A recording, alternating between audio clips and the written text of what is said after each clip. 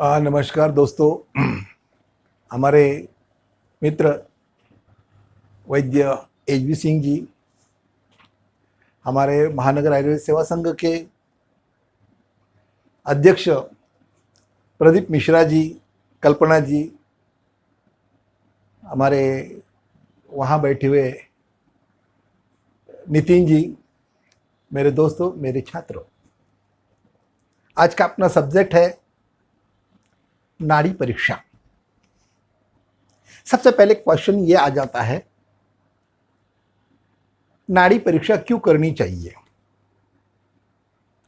कैसे करनी चाहिए, कब करनी चाहिए, कौन से रोगों में करनी चाहिए, कितने प्रकार की नाड़ी परीक्षा होती है, इस नाड़ी परीक्षा के द्वारा हम क्या जान सकते हैं। अग्नि विकृति रहती है तो नाड़ी परीक्षा करना चाहिए, संगात्मक सूर्य रहती है तो नाड़ी परीक्षा करना चाहिए, अतिप्रवृत्ति सूर्य रहती है तो नाड़ी परीक्षा करनी चाहिए, सीरा ग्रंथि सूर्य रहती है तो नाड़ी परीक्षा करनी चाहिए। दोषतः विकृति जब रहेगी, दोषतः विकृति शब्द का हमने प्रयोग किया है। अब दोषतः विकृति शब्द का अर्थ है कि दोषों में होने वाली विकृति। अब दोषों में कौन से प्रकार की विकृति निर्माण हो सकती है, जैसे गुणतः विकृति हो सकती है, कर्मतः विकृति हो सकती है, गंधतः विकृति हो सकती है, रूपतः विकृति हो सकती है, राशितः विकृति हो सकती है। ये सभी प्रकार की जो विकृति है ये हमें देखना है। दोषों की वृद्धि एवं क्षय यह हमें देखना है। अग्नि की जब वृद्धि हो जाती है तो जठराग्नि की वृद्धि से होने वाला रोग कौन सा, जो नाड़ी परीक्षा के द्वारा हम जान सकते हैं। धात्वाग्नि मांद्य के कारण होने वाले रोग कौन से, और धात्वाग्नि वृद्धि से होने वाले रोग कौन से। फॉर एग्जाम्पल अगर देखते हैं कि धात्वाग्नि मांद्य से होने वाला रोग कौन सा है, कि जो मांसुआ और मेदुआ स्रोतस का होता है, जिसमें वात और कफ की दृष्टि ज्यादा होती है, जिसमें रस, रक्त, मांस, मेद इस प्रकार की धातुओं की दृष्टि ज्यादा होती है, जिसमें वात कफ ऐसा रोग होता है जिसमें स्ट्रक्चरल एंड फंक्शनल डिफॉर्मिटी होती है। ऐसा व्याधि जो नाड़ी के ऊपर से हम जान सकते हैं, नाड़ी परीक्षा के द्वारा जान सकते हैं। तो सबसे पहले हमें यह देखना है, नाड़ी परीक्षा करते समय उन दोषों में कौन सी विकृति है, अग्नि में कौन सी विकृति है, स्रोतों में कौन सी विकृति है, स्रोतों में कौन सा प्रकार है, अग्नि में कौन सी विकृति है, यह हमें देखना अत्यंत जरूरी होता है। और यह देखने के लिए सबसे पहले हम चले जाते हैं कि दोषतः विकृति क्या होती है। अब दोषतः विकृति, पहले तो दोषतः विकृति कितनी होती है और दोषतः नाड़ी कितनी होती है। तो दोषतः नाड़ी 3 प्रकार की होती है। आप देख रहे हैं स्क्रीन के ऊपर, वातज नाड़ी, पित्तज नाड़ी और कफज नाड़ी। वातज नाड़ी, पित्तज नाड़ी और कफज नाड़ी। वातज नाड़ी जो रहती है, जैसी हम नाड़ी परीक्षा करते हैं, नाड़ी परीक्षा करते समय हमारे इंडेक्स फिंगर को जो स्पंदन मिलते हैं, हमारे इंडेक्स फिंगर को जो स्पंदन मिलते हैं वो वातज नाड़ी के होते हैं। इंडेक्स फिंगर में जो स्पंदन मिलते हैं, जो पल्सेशन मिलते हैं, वो वातज नाड़ी के होते हैं। मिडिल फिंगर में जो पल्सेशन मिलते हैं वो पित्तज नाड़ी के होते हैं, और रिंग फिंगर को जो पल्सेशन मिलते हैं वो कफज नाड़ी के होते हैं। अब एक तो बात, लोकेशन तो फिक्स हो गया है, लोकेशन फिक्स हो गया है, नाड़ी का लोकेशन फिक्स हो, लेकिन उसके हमें देखना क्या है, ये नाड़ी का स्वरूप हमें देखना है, उसकी गति देखना है। नाड़ी की गति, हर एक नाड़ी की अलग अलग गति होती है। आप देख रहे हैं कि वातज नाड़ी की जो गति है वो सर्प गति है, पित्तज नाड़ी की जो गति है मंडूक गति है, और कफज नाड़ी की जो गति है वो हंस गति है।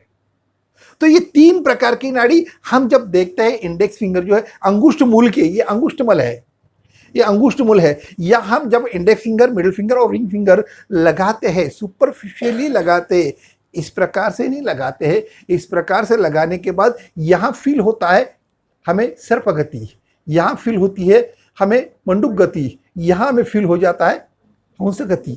लेकिन ये तो हो गया उसका स्वरूप। लेकिन वो जो दोष जो विकृत हो गया है, वो जो विकृत हो गया है, वो क्यों विकृत हो गया है? उनमें कौन से प्रकार की विकृति आ गई है? गुणतः विकृति आ गई है, कर्मतः विकृति आ गई है, मार्गोजन्य मात्रोपक है, धातुक्षजन्य मात्रोपक है, धात्वाग्नि मान्यत्व है, धात्वाग्नि वृद्धि है, ये सब हमें देखना है। तो इंडेक्स फिंगर जब हम देखते हैं तो यहां नाड़ी जो हमें लग रही है वो लघु नाड़ी लग रही है, रुक्ष नाड़ी लग रही है, शीत नाड़ी लग रही है, द्रुत नाड़ी लग रही है। तो ये जो फाइंडिंग्स है ना, ये फाइंडिंग्स हमें देखना चाहिए। जैसे हम नाड़ी इंडेक्स फिंगर को हमें मालूम पड़ता है ये पल्सेशंस आ रहे हैं, ये पल्सेशंस आ रहे हैं, ये पल्सेशन आइए इंडिकेट करते हैं ये वातज नाड़ी है। ये मिडिल फिंगर को लग रही है, नाड़ी कैसी रहती है? उष्ण रहती है, तीक्ष्ण रहती है। उष्ण नाड़ी, ये जो स्पर्श रहता है ना इधर का जो स्पर्श रहता है वो उष्ण रहता है। और नाड़ी जो है द्रुत रहती है, जंपिंग करती है, थ्रेडी रहती है। ये पित्तज नाड़ी है, जो जैसे कि फ्रॉग लाइक, जो मंडूक गति इसको हम कहेंगे। और थर्ड जो नाड़ी रहती है वो थर्ड नाड़ी है वो हंस गति वाली, जो धीरे धीरे धीरे चलती है, जिसमें गुरु यानी हेवीनेस लगता है, मंदत्व रहता है, स्थिरत्व रहता है। तो ये जो उसकी जो है वो हमें देखना है, वो हमें देखना है। दोषतः नाड़ी में हम जब हम देखते हैं तो देखने के बाद पता चल जाता है कि इस प्रकार की विकृति है, दोषतः नाड़ी देखना चाहिए। अब ये दोषतः नाड़ी जो है, ये दोषतः नाड़ी जब हम देखते हैं उस समय लघु रुक्ष गुण वृद्धत्वात्, वृक्ष खर परुष गुण वृद्धत्वात्, लघु सूक्ष्म गुण वृद्धत्वात्, यह गुण हमें देखने हैं वायु के। देख सकते हैं क्या अपन वायु को? देख सकते हैं क्या? ये लड़की बताएगी। देख सकते हैं क्या? कैसे देखेंगे? नहीं दिखाई नहीं दे रहा है, नहीं दिखाई दे रहा है। हाँ, तो लघु वृक्ष गुणत्वात्, जैसे हम एक्सरे लेते हैं, एक्सरे लेने के बाद नी जॉइंट का एक्सरे लेने के बाद हमें पता चल जाता है कि वहां ऑस्टियोआर्थराइटिक चेंजेस है।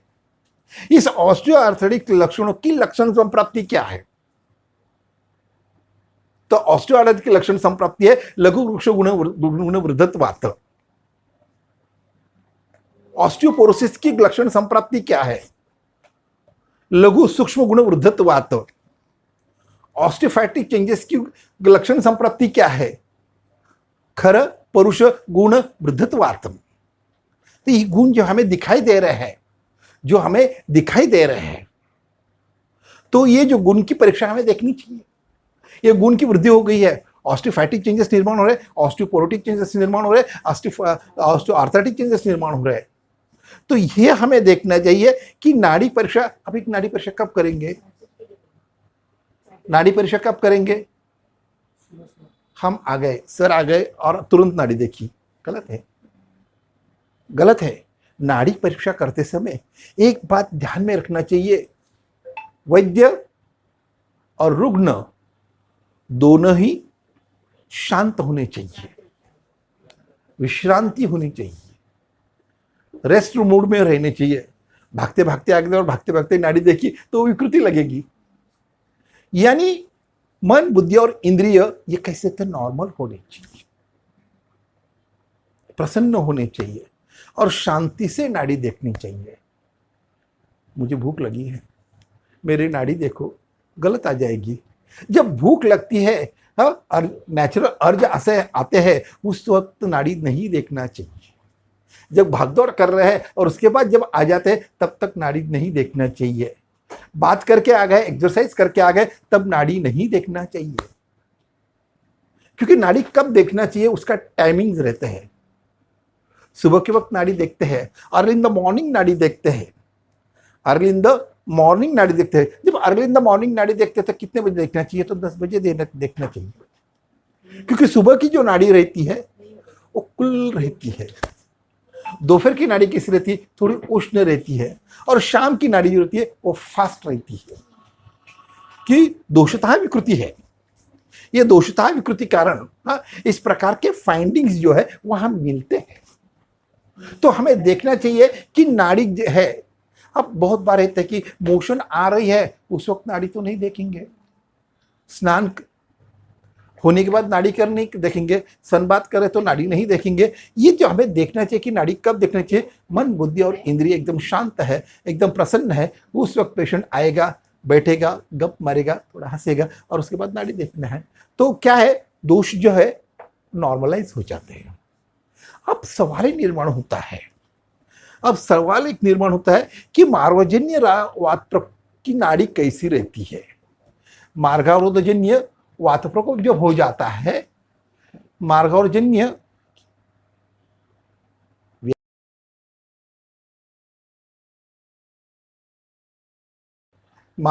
वात प्रकोप जब रहेगा, उस समय नाड़ी कैसी रहती है?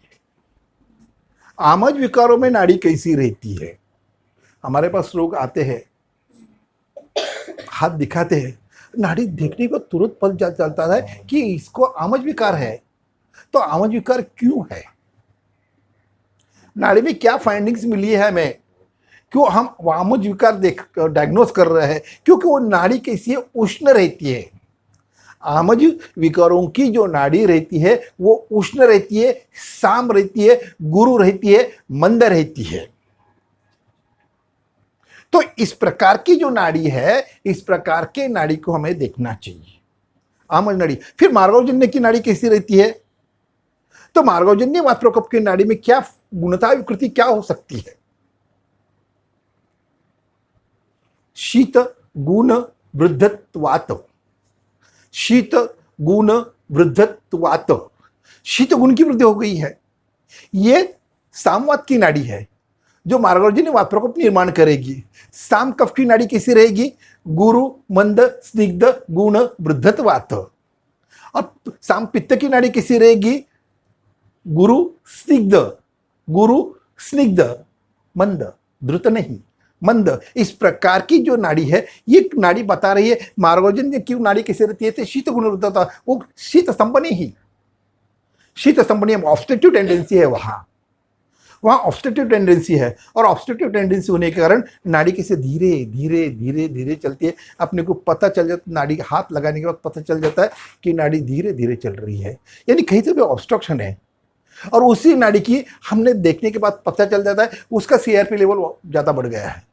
यानी जब भी सीआरपी लेवल बढ़ जाता है, उस समय हमारे मिडिल फिंगर जो रहता है, ये मिडिल फिंगर को मालूम पड़ता है कि यहाँ नाड़ी जो है गुरु है, धीरे धीरे चल रही है, और हम डायग्नोस करते हैं कि ये नाड़ी देखने के बाद पता चलता है कि सीआरपी लेवल बढ़ गया है उसका। यानी कहीं तो भी शोथ है बॉडी में, कहीं तो भी शोथ है। और शोथ में क्या रहता है? शोथ में क्या रहता है? बोलो बोलो बोलो बोलो। मार्गवरोध रहता है क्या? मार्गवरोध रहता है क्या शोथ में? बाह्य सीरा प्राप्या कफासृक पित्तानि संदूषित वायु तैरदंगमार्पी स तदा विसर्पण उच्छेदम लिंगम शोथुम करोति। कफासृक पित्तानि, कफ अश्रुक और पित्त के द्वारा तैरुद्यम मार्गमपि, किमरुद्यम मार्गमपि कफासृक पित्तानि, कफ अश्रुक और पित्त के द्वारा अवरोध हो जाता है, इसीलिए वो नाड़ी जो है उसमें शोथ आता है। विच्छेदम लिंगम, उच्छेदम लिंगम शोथम करोति, यानी जो उच्छेद आ जाता है, जिसमें शोथ आ जाता है, जिसमें सीआरपी लेवल बढ़ जाती है, उसमें क्या आता है? मिडिल फिंगर में ये जो नाड़ी लगती है, ये नाड़ी लगेगी इधर। यह अनुभव की बात है। यही नाड़ी हमें कहाँ मिलेगी? पैथोलॉजिकल इन्वेस्टिगेशन जब हम करते हैं, ट्राइग्लिसराइड लेवल जब ज़्यादा बढ़ जाती है तो ट्राइग्लिसराइड लेवल की नाड़ी यहाँ लगेगी, कोलेस्ट्रॉल की नाड़ी यहाँ लगेगी। कोलेस्ट्रॉल की नाड़ी, कोलेस्ट्रॉल अगर बढ़ जाता है तो नाड़ी यहाँ लगेगी, ट्राइग्लिसराइड लेवल बढ़ गई तो यहाँ नाड़ी लगेगी। तो ये हमें देखना चाहिए कि नाड़ी कैसी है, गुरु है, मंद है, स्थिर है। तो ये हमें देखना चाहिए कि ये नाड़ी दोषता परीक्षण करते समय मार्गवजन्य मात्र। अब धातुक्षय की नाड़ी कैसे पता लेंगे? धातुक्षजन्य वातप्रकोप अगर निर्माण हो जाता है, धातुक्षजन्य वातप्रकोप कौन से रोग में होता है? धातुक्षजन्य वातप्रकोप कौन से रोग में होता है? नेहा, नेहा, धातुक्षजन्य, हाँ, पक्षाघात। पक्षाघात में कौन सा लक्षण निर्माण होता है धातुक्षजन्य वातप्रकोप के कारण? कुर्यात चेष्टा निवृत्ति वाकस्तंभमेवच शिरास्नायुं विशोषयेत्।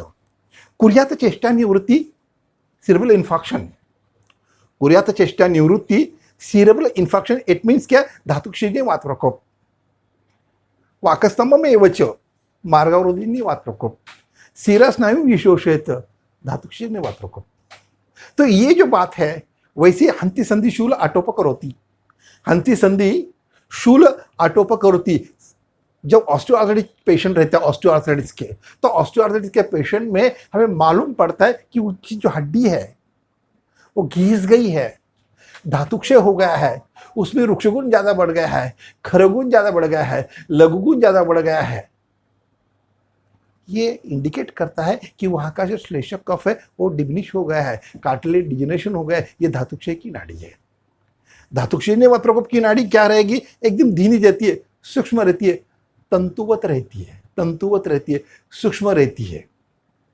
ये हम ऑब्जर्व करते हैं और ऑब्जर्व करने के बाद पता चल जाता है ये धातुक्षय की नाड़ी है। और मार्गोद में इसी नहीं रहता है, मार्गोद में शीत गुणवृद्धत्वात् वहाँ भारीपन रहता है, सामत्व रहता है, वहाँ सामत्व रहता है। यानी जब संधिशोथ, संधि क्रियालपता, संधि गौरवता, ऑस्टियोआर्थराइटिस में जो लक्षण अभिव्यक्त होते हैं संधिशोथ, संधि क्रियालपता और संधि गौरवता, इसमें नाड़ी कैसी रहती है? साम रहती है, उसमें मार्गोजन्य वातप्रकोप रहता है। लेकिन शूल आटोप करोति, आटोप मीन्स क्या?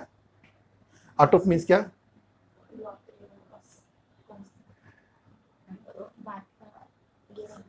आटोप मीन्स क्या?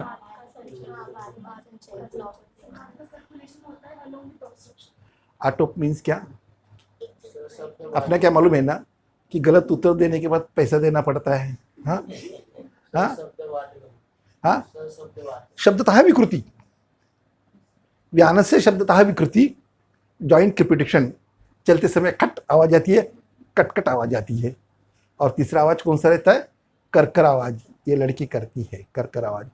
हाँ, घर में जाने के वो कर कर करती रहती, बेचारा दूल्हा पिटता, क्या करूँ मैं, आती बीबी आती तो कर कर कर कर करती है। कर कर मीन्स क्या? Osteoporotic changes, osteoporotic sound. और कटकट आवाज मीन्स क्या? ऑस्टियोफाइटिक साउंड, खट आवाज आ जाती है, ऑस्टियोफाइटिक साउंड, कर कर कर कर कर कर, ये जो है ऑस्टियोपोरोटिक साउंड। तो ऑस्टियोपोरोटिक साउंड एंड ऑस्टियोफाइटिक साउंड, ये दोनों में क्या लक्षण संप्राप्ति अलग है? दोनों में लक्षण संप्राप्ति है। ऑस्टियोफाइटिक साउंड क्या रहता है? रुक्ष, खर, परुष, गुण, वृद्धत्वात्। और ऑस्टियोपोरोसिस में सूक्ष्म, लघु, रुक्ष, गुण, वृद्धत्वात्। यानी धातुक्षय वातप्रकोप और मार्गोजन्य वातप्रकोप, ये हमें देखना, ये साउंड देखना चाहिए। वहां व्यान से शब्दतः विकृति है, ठीक। तो हमें देखना है कि दोषतः नाड़ी देखा, पित्त की नाड़ी देखनी चाहिए। और पित्त की नाड़ी कैसी रहती है? उष्ण रहती है, तीक्ष्ण रहती है। हाँ, उष्ण रहती है, तीक्ष्ण रहती है, द्रवयुक्त रहती है। द्रवयुक्त नाड़ी देखी है आप लोगों ने कभी? नहीं। द्रवयुक्त नाड़ी देखने के बाद इंडेक्स फिंगर को मालूम पड़ता है ये साम नाड़ी है। और ये नाड़ी कहाँ मिलती है अपने को? अम्लोदगार, उल्लास। अम्लोदगार, उल्लास, इन दो लक्षणों की लक्षण संप्राप्ति क्या है? द्रवगुण वृद्धत्वात्, द्रवगुण वृद्धत्वात्। जब इस प्रकार की साम नाड़ी और द्रवत्व ज्यादा मिल जाता है तो हम क्या करते हैं? पित्तम नित्यम विरेचयेत्। इसलिए अम्ल पित्त में विरेचन क्यों देते हैं? क्योंकि द्रवगुण वृद्धत्वात्, द्रवगुण ज्यादा बढ़ गया है और उसको निकालने के लिए हमें विरेचन देना चाहिए। अब सवाल नित्य है कि तीसरी जो नाड़ी रहती है वो दोषता नाड़ी में श्लेषक कफ की नाड़ी रहती है। और ये श्लेषक कफ की नाड़ी जो रहती है, आप लोग कफ की नाड़ी रहती है, वो कैसी रहती है? भारी रहती है, गुरु रहती है, मंद रहती है, स्थिर रहती है। हाँ, तो ये जो स्निग्ध रहती है, ये नाड़ी हमें दिखाई पड़ती है, जो कैसी धीरे धीरे धीरे धीरे चलती है। हंस गति जिसको बोलेंगे उसको हंस गति बोलेंगे। ये हंस गति जो नाड़ी है वो कफज नाड़ी रहती है। तो दोषता नाड़ी तो हमने देख ली है। अभी क्या देखना है हमें? अभी क्या देखनी है? अरे यहाँ पंचात्मक नाड़ी है, पंचात्मक नाड़ी के परीक्षण है। अभी 5 प्रकार की नाड़ी रहती है। ये इंडेक्स फिंगर की 5 नाड़ी, मिडिल फिंगर की 5 नाड़ी और रिंग फिंगर की 5 नाड़ी। यहाँ यानी 15 नाड़ी का परीक्षण करना चाहिए। पंचात्मक दोष नाड़ी है, ये पंचात्मक दोष नाड़ी है। ये पंचात्मक दोष नाड़ी में सबसे पहले हमें जो नाड़ी देखनी है, सबसे पहले हमें जो नाड़ी देखनी है वो प्राण की नाड़ी देखनी चाहिए। तो प्राण की नाड़ी कहाँ रहेगी? प्राण की नाड़ी कहाँ रही? प्राणो कुत्रस्थितः, प्राणो कुत्रस्थितः। प्राण कहाँ रहता है? प्राणो मूर्धगा स्थितः, प्राणो मूर्धगा स्थितः। मूर्धा में प्राण रहता है, यानी ये जो भाग है इस भाग में प्राण रहता है।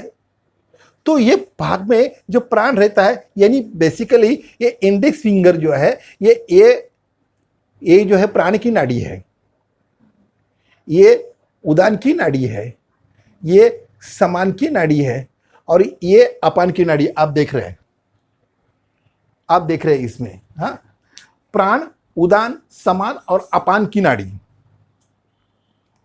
दिसत नहीं तुला? प्राण, उदान, समान और अपान की नाड़ी।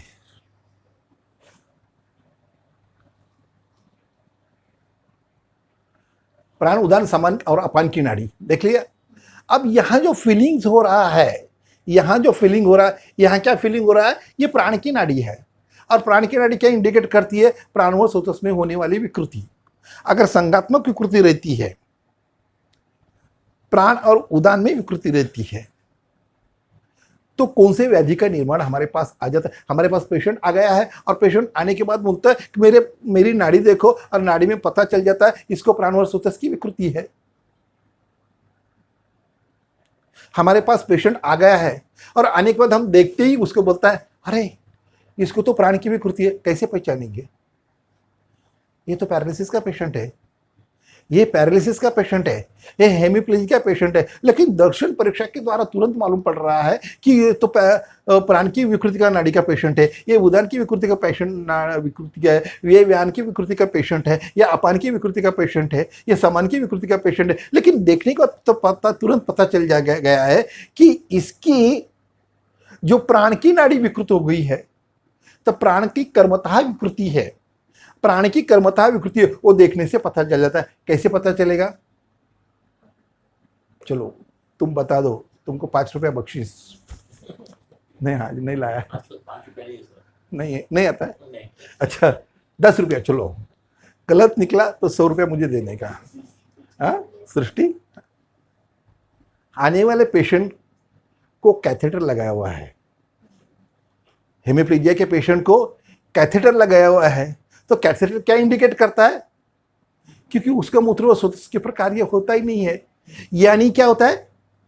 फंक्शनल डिफॉर्मिटी आ गई है, फंक्शनल डिफॉर्मिटी आ गई है और स्ट्रक्चरल डिफॉर्मिटी आ गई है। यानी प्राणवायु कहाँ काम करता है?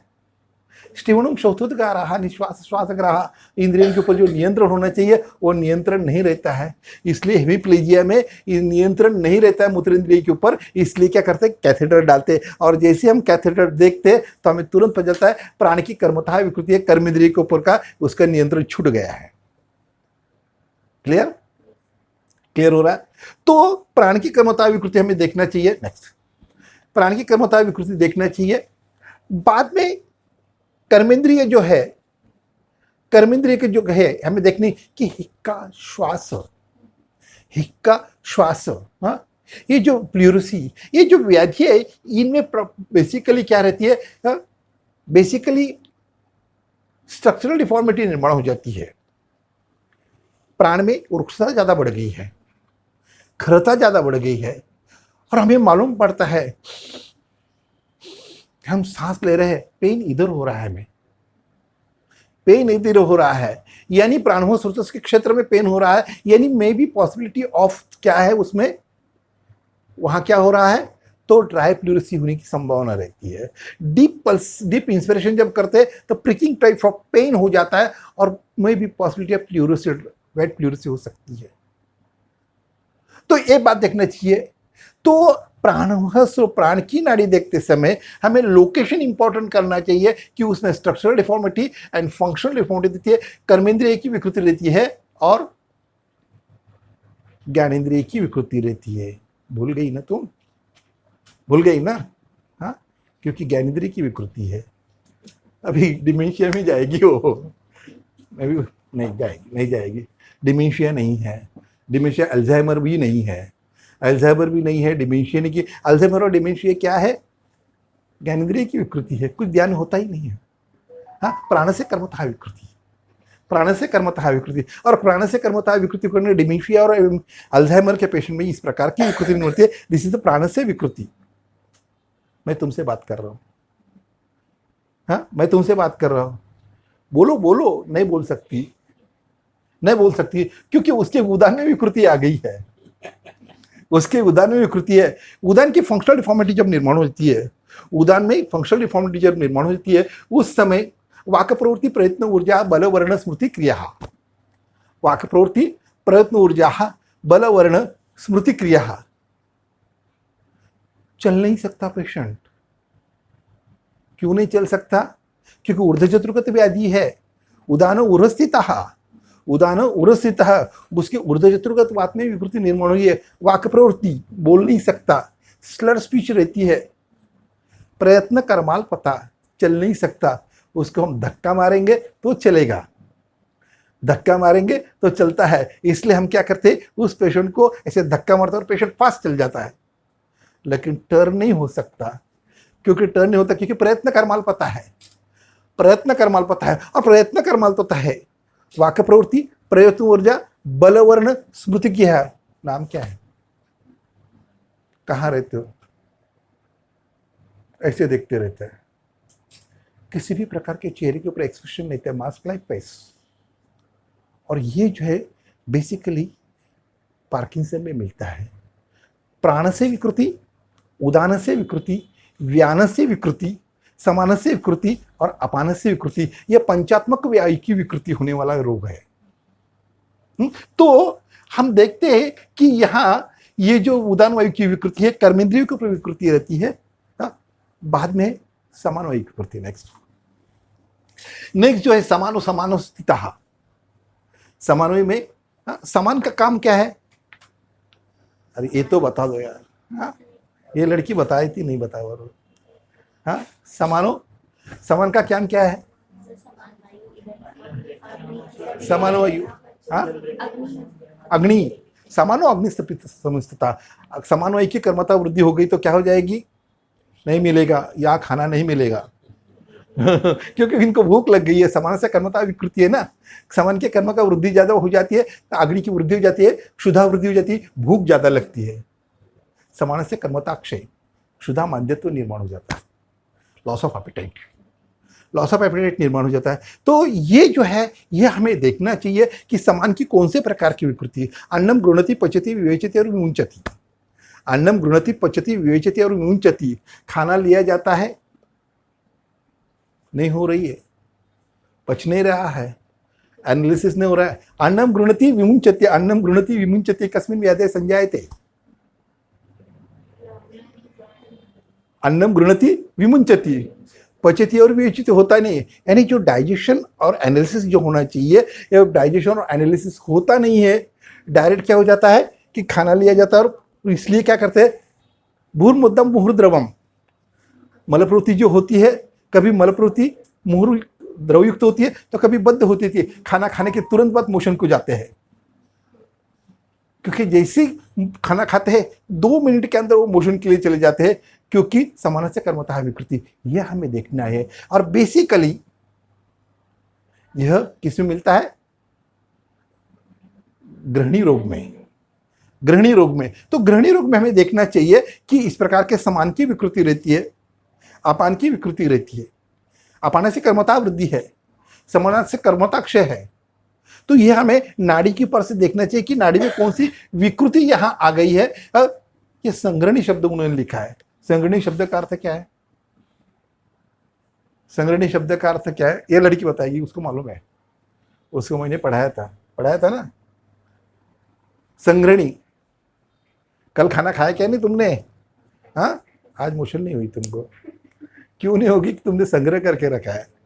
दिवा प्रकोपो भवति रात्रि शांति व्रजश्च, दिवा प्रकोपो भवति रात्रि शांति व्रजश्च, दिन में मोशन होती है, रात को होती ही नहीं है। क्योंकि संग्रह काल क्या रहता है? दोपहर को 2 बजे से सुबह ब्राह्म मुहूर्त तक, दोपहर को 2 बजे से सुबह 5 बजे तक उसको मोशन नहीं होती है, लेकिन ब्राह्म मुहूर्त में उत्तिष्ठ होने के बाद तुरंत अपान से कर्मतः वृद्धि हो जाती है, अपान की कर्म की वृद्धि हो जाती है और बार बार उसको मोशन हो जाती है। दिवा प्रकोप होती है, यानी संग्रह काल क्या है उसका? ये कभी 1 दिन का रहता है, कभी 2 दिन का रहता है, कभी 8 दिन का रहता है, कभी 15 दिन का रहता है, कभी 1 महीने का रहता है। ऐसे महीने में एक बार ऐसी मोशन आ जाती है, 10-12 मोशन हो जाती है, क्योंकि संग्रह जो है ना वो संग्रह होता है। तो ग्रहणी और संग्रहणी में भेद क्या है? एक में मार्गोजन्य मात्रा को रहता है, एक में धातुक्षजन्य मात्रा रहता है। ग्लानि, दौर्बल्य, भ्रम और तिमिर दर्शन, ग्लानि, भ्रम और तिमिर दर्शन, मोशन होने के बाद जिसको गल में शोष हो जाता है और भूख ज्यादा लगती है, जैसे मोशन से आते हैं तो तुरंत उसको खाना चाहिए, क्योंकि धातुक्षजन्य मात्रा को रहता है। जो संग्रह जो रहता है, जो खाना हजम नहीं होता है, जो हमारे भाव पदार्थ रहते हैं, जो शरीर में धारण करने वाले जो भाव पदार्थ है, वो मल के द्वारा बाहर निकलते हैं। 15 दिन इकट्ठे होते हैं और 15 दिन के बाद जो मोशन होती है 10-12 मोशन हो जाती है और धीरे धीरे पेशेंट कैसा सूख जाता है, just like HIV AIDS patient, संग्रहणी का पेशेंट। तो ये हमें देखना चाहिए कि वो कितना खाता है, इतना खाता है, लेकिन उसका वेट ही नहीं बढ़ता है। यानी क्या है? भूख ज्यादा लग रही है तुमको, लेकिन वेट नहीं बढ़ रहा है, यानी व्याधि कौन सी है तुमको? इधर लिखी है व्याधि है, इधर कहीं लिखी है कि व्याधि भूख ज्यादा लग रही है? भस्मक, हाँ उसको मालूम है, अनुभव है। नहीं, भस्मक।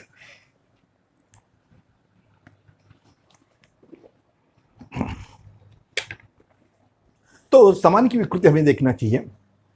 कौन कौन से रोग में समानवाय की विकृति रहती है? नहीं ना, बोर नहीं हो रहे ना? बोर हो गए तो बता देना मुझे। हाँ, क्योंकि जुरुम्बा निषिद्ध रहती है, ये एलर्जी रहती है जुरुम्बा टीचर्स की। हाँ, क्या भूल गया? क्या क्या बता रहा था? वो शेबड़ू, भस्मक। हाँ, तो समान से कर्मता वृद्धि, समान से कृत्रिम को वृद्धि में भूख ज्यादा लगती है लेकिन पचन नहीं होता है, ऐसी व्याधि कौन सी है? नेक्स्ट व्याधि। भूख ज्यादा लगती है लेकिन पचन नहीं होता है, ऐसी नेक्स्ट व्याधि कौन सी है?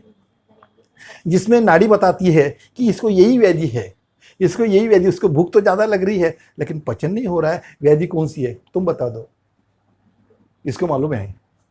तुमको भूख ज्यादा लगती है ना? नहीं लगती। किसको लग रही है भूख ज्यादा? इसको तो लगती नहीं है।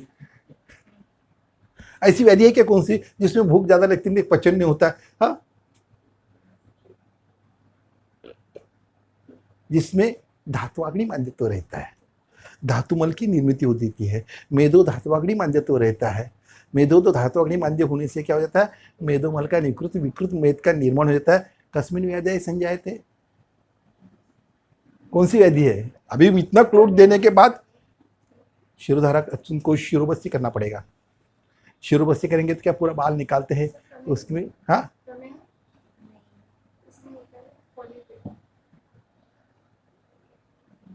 नेहा, इसको मालूम होगा, तुमको मालूम होगा।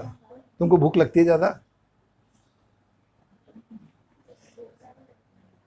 समान से कर्मता वृद्धि, मेदो धात्वाग्नि मांद्यत्व स्थौल्य, इसलिए दोनों को ही पूछा मैंने। तो सवाल ये निर्माणता है कि हमें ये देखना चाहिए कि विकृति कौन सी है। नेक्स्ट हमारा जो वायु है अपान वायु। अपान वायु कहाँ कहाँ रहता है? अपान वायु कहाँ कहाँ रहता है? हाँ, कटी प्रदेश में रहता है। कहाँ उसका फाइंडिंग कहाँ मिलेगा हमको? ये तो प्राण की हो गई है, ये उदान की हो गई है, ये समान की हो गई है, और ये जो है अपान की नाड़ी है, ये अपान की नाड़ी है। इसमें कर्मतः विकृति हो जाती है, नाड़ी को पता चल जाता है। यहाँ लगने, जब हम देखते हैं और यहाँ लगने के बाद हम पेशेंट को पूछते आपकी कमर में दर्द हो रहा है क्या, तुरंत पूछते हैं। वहाँ नाड़ी देखने के बाद पता चलता है आपके L4, L5 और S1 के बीच में पेन है क्या, क्योंकि लोकेशन बता रहा है, लोकेशन बता रहा है, नाड़ी का लोकेशन बता रहा है कि L4, L5 और S1 के बीच में डिजेनरेटिव चेंजेस निर्माण हो रहे हैं।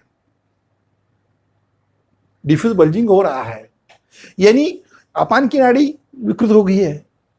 लेकिन जब गर्भावस्था रहती है, गर्भावस्था में गर्भस्राव की कंडीशन जब रहती है तो अपान की कर्मता वृद्धि हो जाती है, अपान द्रुत हो जाता है और तुरंत गर्भ को बाहर निकालता है। तो ये बात हमें देखना चाहिए कि अपान की विकृति है। जब अपान की कर्मता वृद्धि हो जाती है, अपान फट बढ़ जाता है, तो क्या जाएगा, बहुमूत्रता लक्षण निर्माण हो जाता है।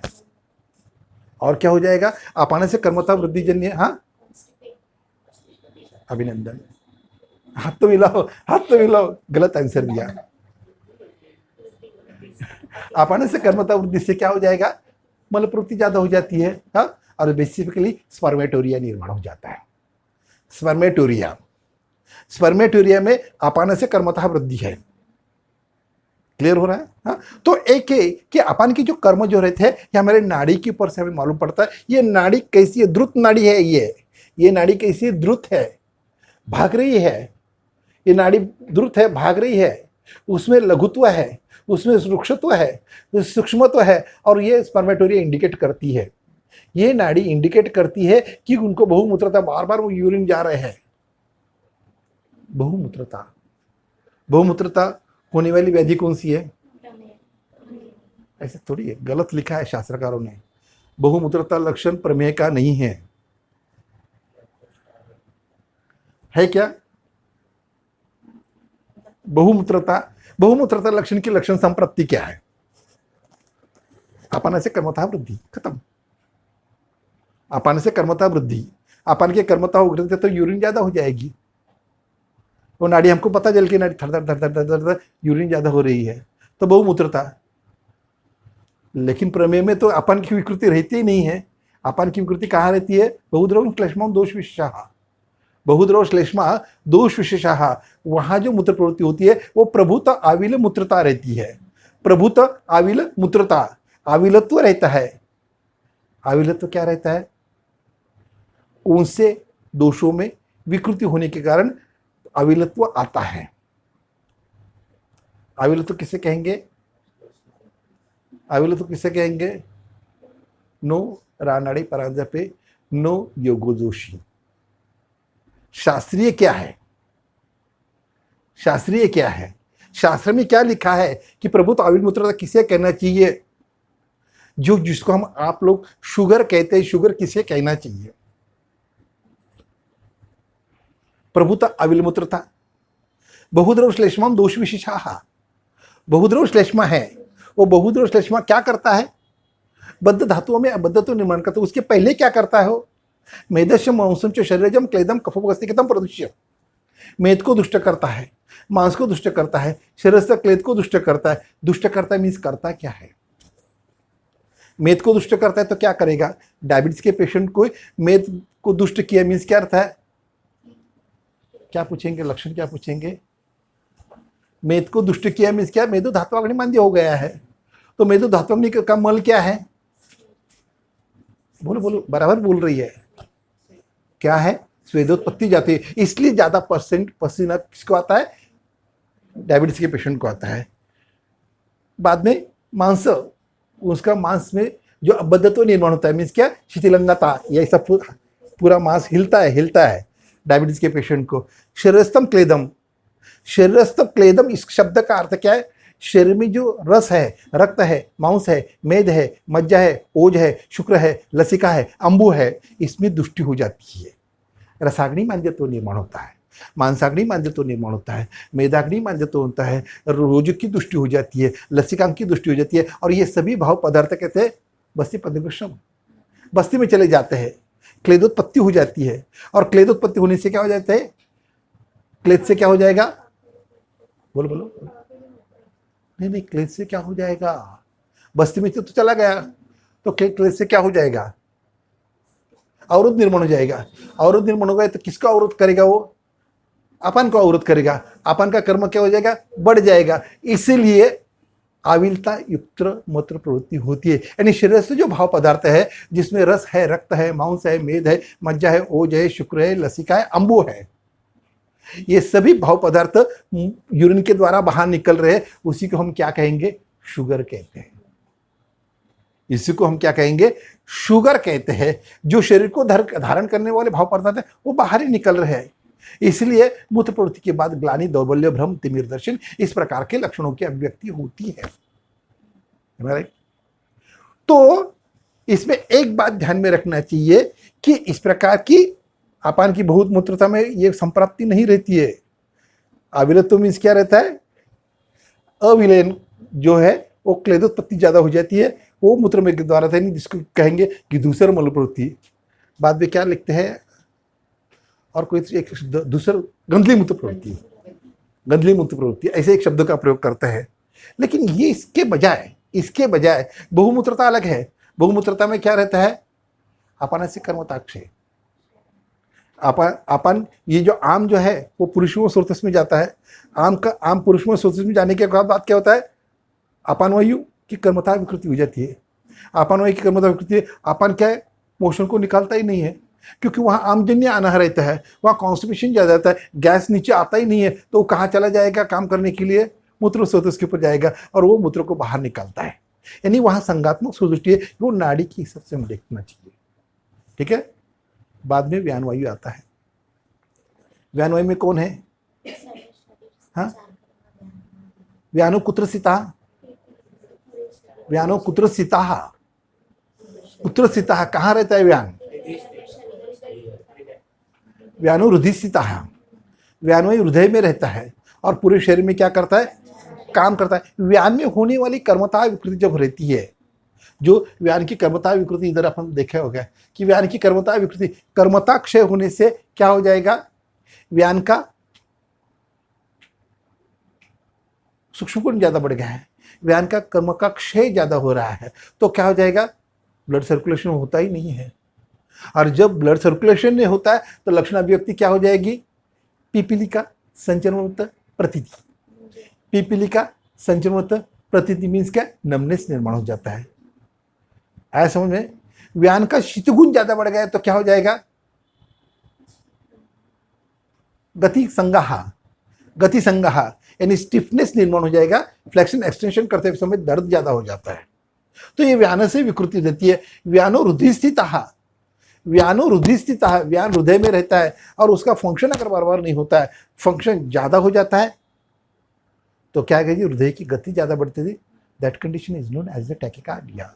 अगर कम हो जाती तो ब्रेडिकार्डिया है, और इरेगुलर रहती तो साइनस एरिथमियास। ये व्यान से विकृति है। ये व्यान से विकृति का हमें देखना चाहिए। लेकिन व्यान में क्या हो गया है? रुक्षता ज्यादा निर्माण हो गई है, कठिनता ज्यादा निर्माण हो गई है, रुक्षता खरता ज्यादा निर्माण हो गई है। फिर ये विकृति जब निर्माण होती है व्यान में, तो हमें क्या पता चल जाता है कि ये जो हार्दिक धमनी है, ये हार्दिक धमनी में कठिनता आती है। वो नाड़ी कैसी रहती है? कड़क रहती है। पता चल जाता है, नाड़ी देखने के बाद पता चलता है ये जो नाड़ी है, ये नाड़ी किसी कड़क लग रही है। धीरे धीरे उसमें एक चलती है ना, सूक्ष्मवत तंतु ऐसा फीलिंग्स होता है। धीरे धीरे ब्लड सप्लाई हो रहा है। इट मीन्स क्या? वहां उस रोग में ब्लड सप्लाई कम हो जाता है, आगे के भाग में ब्लड सप्लाई नहीं होता है। It means may be possibility of coronary artery deficiency. तो इस प्रकार की विकृति यहां हमें देखनी चाहिए कि कैड में इस प्रकार की विकृति आ जाती है, तो ये व्यान की विकृति है। नेक्स्ट, घड़ियाल बोलना, नहीं तो मैं टाइम बता देना और बोलना, बस हो गया। हाँ, 15 मिनट। अभी आगे पित्त की नाड़ी जो रहती है, पित्त में सबसे पहला कौन सा? पंचात्मक पित्त में कौन सा रहता है? आलोचक पित्त। आलोचक पित्त में क्या रहता है? आलोचक पित्त का द्रवगुण ज्यादा बढ़ गया, कौन सा रोग निर्माण हो जाएगा? आलोचक पित्त का उष्णगुण ज्यादा बढ़ गया, कौन सा रोग निर्माण हो जाएगा? आलोचक पित्त का उष्णगुण ज्यादा बढ़ने से क्या हो जाएगा? ग्लाइकोमा। द्रवगुण ज्यादा बढ़ने से क्या हो जाएगा? कंजंक्टिवाइटिस हो जाएगा। तो ये अपन देख रहे हैं, अपन इधर ग्लाइकोमा और कंजंक्टिवाइटिस अपन देखा है, जिसमें विजन का लॉस हो जाता है, विजन का लॉस हो जाता है। हाँ, इस प्रकार की विकृति हमें देखती है। नेक्स्ट जो रहती है वो नेक्स्ट कौन सा है? हाँ, साधक पित्त। साधक कुत्रसिता, हृदय में रहता है, हृदय में विकृति है। अगर ये साधक पित्त में विकृति रहती है, साधक पित्त का क्षय हो जाता है, तो पेशेंट के चेहरे के ऊपर दिखाई देता है कि उसका तेज चला जाता है, दीनता निर्माण होती है, उसको उसका जो फटिगनेस निर्माण हो जाता है, इस प्रकार की गुणता विकृति हो जाती है। बेसिकली साधक पित्त से उष्ण गुण ऊर्धत्वात, तीक्ष्ण गुण ऊर्धत्वात, द्रुत गुण ऊर्धत्वात, इस प्रकार की जब विकृति निर्माण होती है और उसके साथ व्यान्वय की विकृति रहती है, तो ये कंडीशन जो रहती है, हम हाथ लगाने के बाद पता चल जाता है हार्ट जो है ज़्यादा बढ़ रहा है, इरेगुलरिटी आ रही है, अरिथमियाज की कंडीशन है, बर्निंग पेन हो रहा है, यहाँ बर्निंग पेन हो रहा है, सांस लेने में दिक्कत ज़्यादा हो रही है, पसीना ज़्यादा हो रहा है, सफोकेशन हो रहा है। It is a classical symptoms of myocardial infarction. It's a classical symptoms of myocardial infarction. ये मायोकार्डियल इन्फार्क्शन में व्यान से कर्मता विकृति है और साधक पित्त से कर्मता विकृति है। नेक्स्ट और नेक्स्ट जो है साधक पित्त के बाद कौन आता है? पाचक पित्त। पाचक पित्त कुत्र स्थित? पाचक पित्त कहाँ रहता है? आमाशय रहता है। आमाशय में उसका उष्ण और तीक्ष्ण गुण ज्यादा बढ़ जाता है, तो क्या हो जाएगा? और गुण बढ़ने से क्या हो जाएगा? पाचक पित्त की नाड़ी जब हम देखते हैं तो नाड़ी धड़ धड़ धड़ धड़ धड़ धड़ उड़ती ही रहती है। हम पता चल जाता है इसको टेंशन है, उसकी दिल की धड़कन भी बढ़ रही है। बढ़ती है ना दिल की धड़कन? तुम्हारी बढ़ती है? बढ़ती है क्या? टेंशन बाकी किस वजह से नहीं होती, देखने की वजह से नहीं होती है। अरे ऋतिक रोशन को देखने के बाद होती है कि नहीं? नहीं होना चाहिए, होनी चाहिए। ऋतिक रोशन को देखने से होती है। मेरी दिल की धड़कन बढ़ती है कब? माधुरी दीक्षित को देखने के बाद। माधुरी दीक्षित को नहीं, रेखा नहीं, मेरी तो सिर्फ माधुरी दीक्षित ही है। मैं माधुरी दीक्षित से प्यार करता हूँ, ऐसा उसको भी नहीं लगता, मुझे भी नहीं लगता, क्योंकि ये क्या रिकॉर्ड हो जाएगा ना, बीबी मेरी सुनेगी और घर जाने के बाद मेरी धुलाई हो जाएगी। तो सवाल ये निर्माण होता है कि यहाँ हमें ये देखना चाहिए कि ये जो व्याधि रहती है इसमें उष्ण तीक्ष्ण गुण ज़्यादा बढ़ जाता है, तो हमारे हाथ को लगता है और वहाँ पेशेंट को हम जैसे लगता है तो उसके एपिगैस्ट्रिक में हाथ रखते हैं और पेशेंट दर्द हो रहा है। It means may be possibility of the gastric ulcer और गैस्ट्राइटिस। अगर द्रवगुण की ज़्यादा हो जाती है तो क्या हो जाएगा? उल्लास, क्योंकि नाड़ी कैसी रहती है? मंडूक गति रहती है, उष्णता रहती है, द्रुतत्व रहता है। ये हमें देखना है नाड़ी देखने के बाद। और नेक्स्ट जो रहता है रंजक पित्त। रंजक पित्त की कौन से व्याधि में रंजक पित्त देखना की नाड़ी देखनी चाहिए? हाँ, जॉन्डिस में देखना चाहिए। और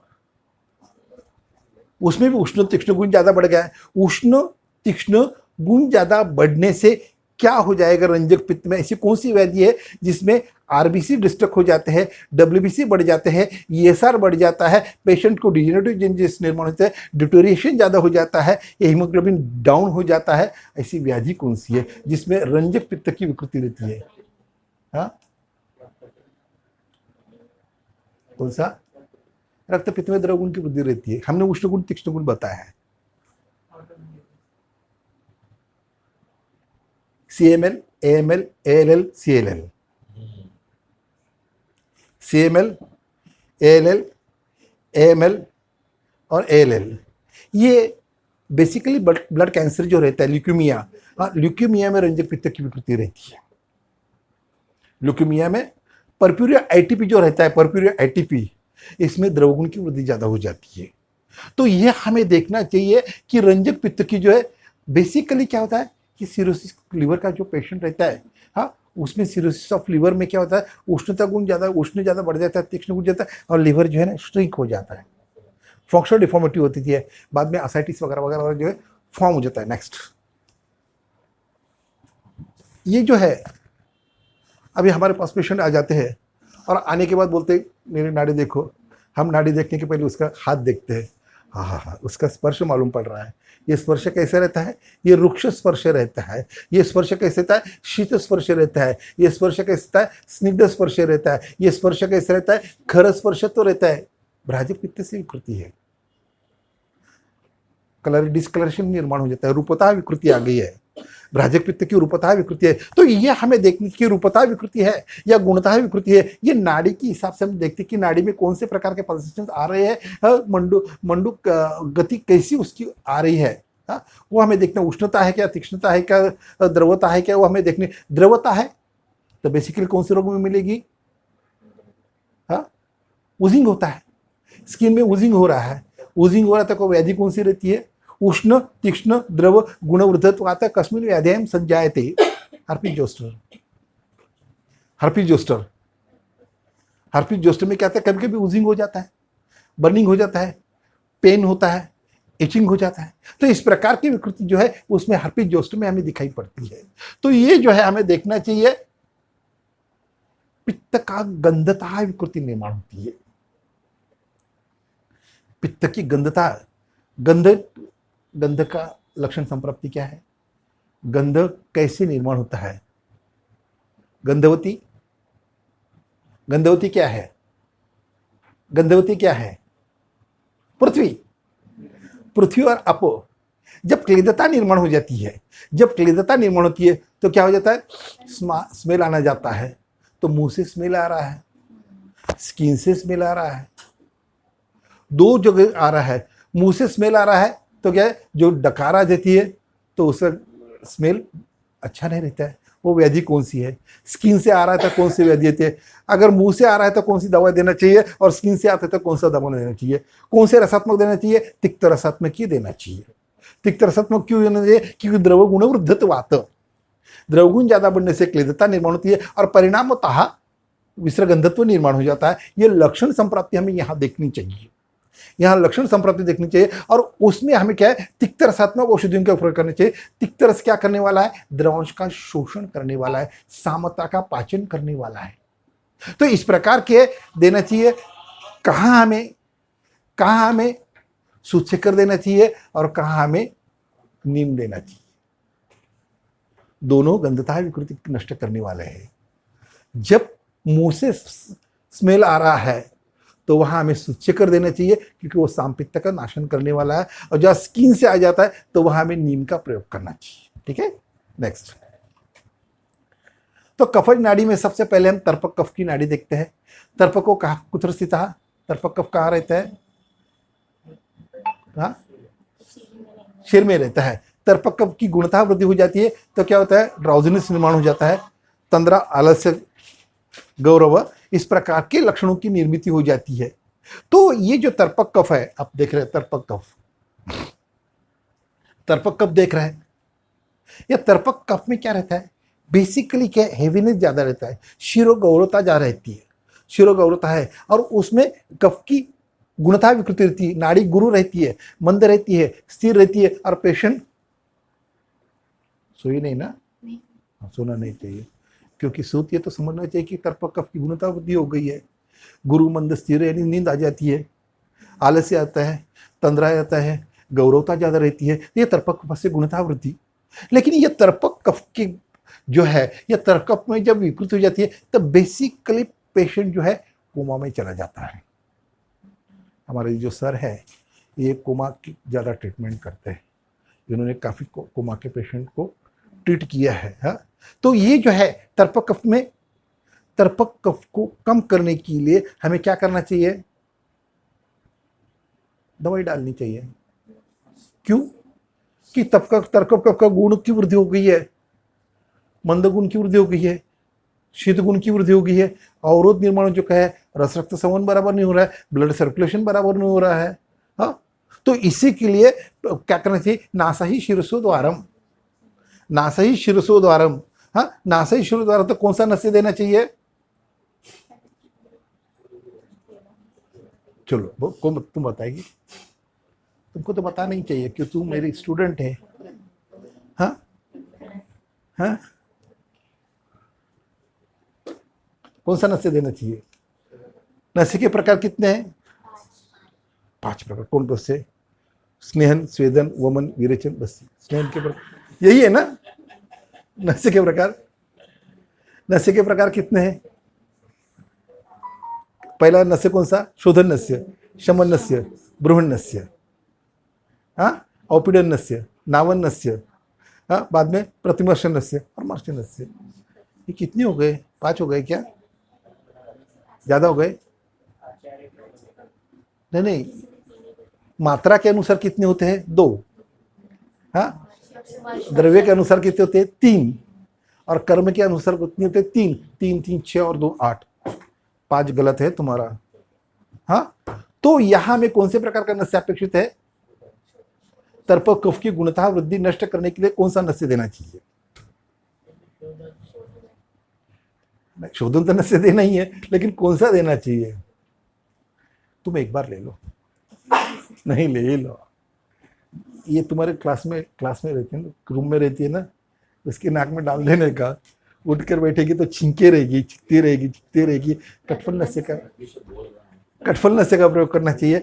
अपार बीच का नस्य देना चाहिए। जो शोधन नस्य है, जो शोधन नहीं है, ये शोधन नस्य का प्रयोग करना ही चाहिए। या ऐसा तर्प कफ में नेक्स्ट के बोधक कफ, गोबोधक आजकल बहुत ज्यादा हो रहा है। बोधक कफ की ज्यादा विकृति है, एलर्जिक फेरिंजाइटिस वगैरह आ रहा है, गले में तकलीफ ज्यादा हो रही है, तो इसमें के लिए बोधक कफ की विकृति है, बोधक कफ की ज्यादा विकृति है। तो इसमें हमें गल कफ पूर्णता लक्षण निर्माण होता है, गल में कफ ज्यादा रहता है, यहाँ स्वेलिंग आ जाती है, और उसी के लिए भी हमें क्या करना चाहिए? कवल गंडुश वगैरह करना चाहिए। एलर्जिक कंडीशन भी देते हैं। नेक्स्ट सबसे इंपॉर्टेंट क्या है? अवलंबक कफ। अवलंबक कफ का लोकेशन क्या है? विसरल लेयर और पराइटल लेयर। विसरल लेयर और पराइटल लेयर में अवलंबक कफ रहता है। कहाँ रहता है? कहाँ रहता है? पेरिकार्डियम में, एंडोकार्डियम में। वो क्या करता है? वहाँ के हार्ट के मसल्स को प्रोटेक्ट करता है, हार्ट के मसल्स को प्रोटेक्ट करता है। ये अवलंबक कफ ज़्यादा बढ़ जाता है, इस अवलंबक कफ में रुक्षता ज़्यादा निर्माण होती है, खरता ज़्यादा निर्माण होती है, परुषता ज़्यादा निर्माण होती है। तो कफ कहाँ रहता है? लोअर लोब में रहता है। लोअर लोब में रहता है, राइट में upper lobe, middle lobe, lower lobe, left में अपर लोब और लोअर लोब। तो उसमें से अपर और मिडिल लोब में इस प्रकार का अगर कफ सूख गया है, रुक्षता ज्यादा बढ़ गई है, तो कौन सा रोग निर्माण हो जाएगा? रोग कौन सा निर्माण हो जाएगा? ILD, interstitial lung disease, means lung fibrosis निर्माण हो जाता है। लंग फाइब्रोसिस, तो ये लंग फाइब्रोसिस में अवलंबक कफ की विकृति रहती है, या सीए लंग में हो जाती है। सीए लंग में तो इस प्रकार की विकृति। नेक्स्ट ये क्लेदक कफ। आज किस किसके क्लेदक कफ में वृद्धि हो गई है वो देखने से पता चल जाएगा। क्लेदक कफ की गुणता वृद्धि हो जाती है तो क्या होता है? गुरु मंद स्निग्ध गुण वृद्धत्वात् आलस्य जायते। हाँ, सुस्ती आ जाती है, तुमको नहीं, तुम हंसती रहती है, तुमको क्लेदक कफ की गुणता वृद्धि नहीं रहती है, तुमको है नहीं ना, तुमको क्लेदक कफ की गुणता वृद्धि से विलंबिका नाम का डिसीज हो जाता है। अलसकम, अलसिति भूतम अन्नम इति अलसकम, अलसिति भूतम अन्नम इति अलसकम। तो इसमें यह बात ध्यान में रखनी चाहिए कि इसमें क्लेदक कफ की वृद्धि, जो हाथ लगाने के बाद तुरंत पता चल जाता है इसमें क्लेदक कफ की वृद्धि है। क्लेदक कफ की वृद्धि होगी यानी उसमें राशिता वृद्धि हो गई है, राशिता वृद्धि हो गई है, रोग कौन सा निर्माण होगा? क्लेदक कफ में राशिता वृद्धि हो गई है, गुरुगुण की वृद्धि हो गई है, मंद गुण की वृद्धि हो गई है, स्निग्ध गुण की वृद्धि हो गई है, तो रोग कौन सा निर्माण हो जाएगा? क्लेदक कफ। नाड़ी लगाने के बाद पता चल जाएगा कि इसकी तो क्लेदक कफ की नाड़ी की वृद्धि ज्यादा हो रही है, आपान की भी कर्मता विकृति है, तो रोग कौन सा निर्माण हो जाएगा? अरे वाह, ये लड़की बहुत होशियार है, इसका सत्कार करो। सत्कार करेंगे, आज ही करेंगे, सत्कार का पैसा उसके पास ले लेने का। हाँ, तो क्लेदक कफ से गुणता वृद्धि, राशिता वृद्धि, बहुद्रवण श्लेषम दोष विशेषा। हाँ, तो ये ऐसा क्लेदक कफ। नेक्स्ट श्लेषक कफ जो है, श्लेषक कफ कहां रहता है? हाँ, संधियों में रहता है। श्लेषक कफ संधियों में रहता है। श्लेषक कफ में शीत गुण की वृद्धि हो गई है तो कौन सा लक्षण निर्माण हो गया? गुरुगुण की वृद्धि हो गई तो कौन सा लक्षण निर्माण हो गया? मंदगुण की वृद्धि तो कौन सा लक्षण निर्माण हो गया? द्रवगुण की वृद्धि कौन सा लक्षण निर्माण हो गया? हमारे पास पेशेंट और महार्गवर्जन्य मात्रक है, क्योंकि वहां व्यानवायु की विकृति है और श्लेषक कफ की विकृति है, मार्गवर्जन्य मात्रक है, तो कौन सा रोग निर्माण हो जाएगा? नाड़ी के ऊपर से पता चल जाता है, नाड़ी के ऊपर से पता, उसमें अंकुचन है, प्रसारण है, प्रवृत्ति वेदना, क्योंकि मार्गवर्जन्य मात्रक है ना, व्यानवायु का कर्म नहीं हो रहा है, क्योंकि श्लेषक बढ़ गया ज़्यादा, तो रोग कौन सा निर्माण हो गया? संधि शोथ, संधि क्रियालपता, संधि गौरवता, संधि उष्मानुभूति और संधि शूल, ये जब निर्माण हो जाता है तो मार्गजन्य तो क्या दिखाई पड़ेगा अपने को वहां संधियों में? Synovitis, synovitis. क्लियर? क्लियर। लेकिन उसी संधि में श्लेषक कफ सूख गया है, व्यानवायु की कर्मता वृद्धि हुई तो संधि के वात का निर्माण होता है। नेक्स्ट, अब यह धातु नाड़ी जो है, धातु नाड़ी, यहां लगने वाली नाड़ी कौन सी है? यहां लगने वाली नाड़ी कौन सी है? यहां लगने वाली नाड़ी कौन सी है? यहां ये दो जगह नाड़ी लगती है, तो कौन सी नाड़ी लगेगी? रस धातु की नाड़ी लगती है। यहाँ जो नाड़ी लगती है वो रक्त धातु की नाड़ी लगती है। यहाँ जो नाड़ी लगती है ये मांस धातु की नाड़ी लगती है। यहाँ जो नाड़ी लगती है वो कौन सी नाड़ी है? यहाँ, यहाँ और यहाँ मेद धातु की नाड़ी लगती है। यहाँ जो नाड़ी लगती है वो अस्थि धातु की नाड़ी लगती है। यहाँ, यहाँ और यहाँ जो नाड़ी लगती है वो कौन सी लगती है? मज्जा धातु की नाड़ी लगती है। यहाँ, यहाँ और यहाँ जो नाड़ी लगती है वो कौन सी है? शुक्र धातु की नाड़ी लगती है। एक बात इसमें सब लिखा हुआ है। तो रोग के हिसाब से देखते, यहां नाड़ी लग रही है, यहां नाड़ी लग रही है, यहां नाड़ी लग रही है, इसमें नाड़ी क्या लग रही है? वृक्षता है, खरता है, पुरुषता है। हम संधिगत बात में अस्थि धातु की विकृति है, अस्थि धातु की विकृति है। लेकिन इसकी जो अग्नि है वो अग्नि मंद हो गई है। अस्थि के धातु की अग्नि मंद कौन से रोग में होती है? जो बताएगा उसको 5 रुपया। अस्त्याग्नि मांद्य कौन से, तू बताने का नहीं, तुमको मालूम है। हाँ बोलो।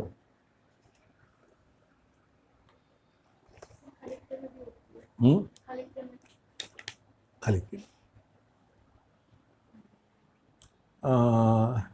अस्त्याग्नि मांद्य तो प्रमेय में होता है क्या? प्रमेय में असिद्धि बताई नहीं है। प्रमेय में असिद्धि बताई है क्या?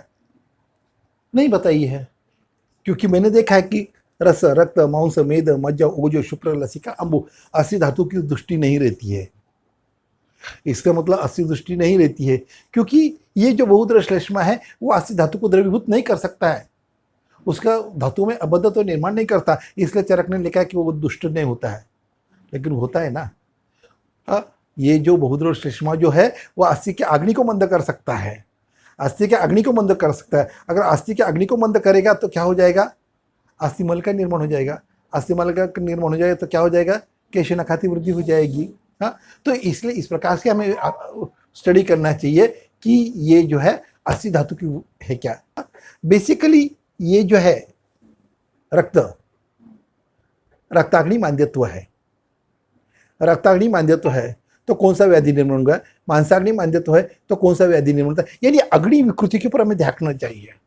हाइपोथायराइडिज्म जो रहता है, हाइपोथायराइडिज्म में धात्वाग्नि मांद्यत्व रहता है, हाइपरथायराइडिज्म में धात्वाग्नि वृद्धि रहती है। हाइपोथायराइडिज्म में वात कफ की विकृति रहती है और हाइपरथायराइडिज्म में वात पित्त की विकृति रहती है। नेक्स्ट, अब ये अवयव नाड़ी जो है, अवयव नाड़ी पल्स, इसको ऑर्गन पल्स कहते हैं, जिसको ऑर्गन पल्स कहते हैं। ये राइट एंड लेफ्ट दोनों हाथ से देखते हैं, राइट और लेफ्ट दोनों हाथ से देखते हैं organ pulse. Organ pulse superficial pulsation indicate functional deformity and deep pulsation always indicate structural deformity. ऐसा हाथ लगाने के बाद हमें जो मालूम पड़ता है, इंडेक्स फिंगर, मिडिल फिंगर और रिंग फिंगर तीनों को मालूम पड़ेगा। इंडेक्स फिंगर, मिडिल फिंगर और रिंग फिंगर को यहाँ जो मालूम पड़ेगा, राइट हैंड में जो मालूम पड़ेगा वो लार्ज इंटेस्टाइन की फंक्शनल डिफॉर्मिटी मालूम पड़ेगी। मिडिल फिंगर में जो मालूम पड़ेगा वो स्टमक की मालूम पड़ेगी, और रिंग फिंगर में जो मालूम पड़ेगा वो कौन सी रहेगी? तो हमें ब्लैडर की मालूम पड़ेगी। तो ये हमें देखना चाहिए कि कहाँ कहाँ कौन से ऑर्गन है। नेक्स्ट नाही, ती आकृती दाखवा अगोदर, आकृतीवरनं त्यांना पत्ता चालेल आहे। अगोदर आकृती घे, तुझ्याकडे बघा आहे। हाँ, ये देखो, डीप पल्सेशन आणि superficial pulsation. Deep pulsation always indicate क्या करता है? फंक्शनल डिफॉर्मिटी है, यानी ये बेसिकली सुपरफिशियल है। और कौन सा है? राइट हैंड है। राइट हैंड में क्या लगेगा? इधर क्या लगेगा? लार्ज इंटेस्टाइन, उसमें फंक्शनल डिफॉर्मिटी है। लेकिन उसके साथ कौन है? ये कफ है। तो कफ अगर ज्यादा रहेगा तो कौन सा व्याधि निर्माण हो सकता है? एमीबियासिस। वो प्रिंटिंग मिस्टेक है, वो प्रिंटिंग मिस्टेक हो गई है, तो एमीबियासिस। लेकिन मिडिल ये जो है इंडेक्स फिंगर को पित्त दोष का अधिक्य रहेगा तो कोलाइटिस, अगर वात दोष का अधिक्य रहता है तो कॉन्स्टिपेशन। तो इंटेस्टाइन की इसमें हमें देखना चाहिए, हाथ लगाने के बाद पता चल जाता है कि इसमें स्ट्रक्चरल डिफॉर्मिटी है या फंक्शनल डिफॉर्मिटी। नेक्स्ट, ये जो है डीप पल्सेशन हम कर रहे हैं, डीप पल्सेशन कर रहे हैं। डीप पल्सेशन करने के बाद हमें मालूम पड़ता है बेसिकली ये जो लार्ज इंटेस्टाइन है, इसका लोकेशन हमने देखा है, कफ का अधिक्य रहेगा। एक बात है, तमकेतु विरेचनम। बहुत बार क्या रहता है कि हम कफ को निकालने के पहले अगर पेट साफ नहीं रहता तो कफ का क्या होता है? विमार्गमन हो जाता है और बेसिकली कफ यहां जम जाता है, यानी चेस्ट में कंजेशन आ जाता है। चेस्ट में कंजेशन, कफ निकलता नहीं है, इसलिए हम क्या करते हैं? कॉन्स्टिपेशन जब कॉन्स्टिपेशन जब रहेगा तो विरेचन देना पड़ता है। जैसे विरेचन देते हैं तो मल के द्वारा कफ निकल जाता है। और कौन सी दवा से निकलता है? भारंगी क्वाथ से, भारंगी क्वाथ से। और बाद में ब्रोंकाइटिस हो जाता है और फाइब्रोसिस हो जाता है। नेक्स्ट, ये हर एक ऑर्गन में अपन देखते हैं कि सुपरफिशियल और फंक्शनल, हाँ, ये दोनों देखने चाहिए कि राइट हैंड में कौन सी चाहिए। एक आकृति इसमें थी, वो कहाँ गई? नहीं, इसमें नहीं है। हाँ, तो ये हमें देखना चाहिए, वात पित्त राइट और लेफ्ट दोनों इसमें अलग अलग प्रकार के ऑर्गन्स रहते हैं। उस ऑर्गन्स में हमें क्या देखना चाहिए? फंक्शनल डिफॉर्मिटी है तो कौन सा ऑर्गन की फंक्शनल डिफॉर्मिटी आ गई है। और ये हो गया है क्या? डीप पल्सेशन में कौन से ऑर्गन में विकृति निर्माण होगी? Structural deformity indicate deep due to deep pulsation. Deep pulsation करने के बाद मालूम पड़ता है कि ये हो गया है। तो ये ऐसे हमें देखना चाहिए। हाँ, तुम्हारी नाड़ी देखो, लास्ट ये निकालो इधर, लास्ट। तुम्हारी नाड़ी देखने के बाद लग रहा है क्या है? तुम्हारी नाड़ी गुरु है ना? गुरु तो क्या खाना खाया है? अभी तक कुछ भी नहीं खाई सर। सुबह तो खाया ना, इधर आने के बाद बिस्किट खाया क्या नहीं तुम लोगों ने? वो कैसे रसात्मक था? मधुर रसात्मक है, षड रसात्मक। कौन से रसात्मक था? षड रस के कारण तुमने क्या खाया? कटु रसात्मक खाया, पाव भाजी खाई, रात को खाई, हाँ, चौपाटी पे खाई, हाँ, तो कटु रसात्मक नाड़ी में पता चल जाती है नाड़ी कौन सी है, क्या खाया है, नाड़ी के ऊपर कौन से प्रकार के इंडिकेशन ज्यादा मिल रहा है, वो हमें देखनी चाहिए। एक ये षड रसात्मक नाड़ी, तुम्हारी नाड़ी तो दिख नहीं रही है, उसको भी भूख लगी है।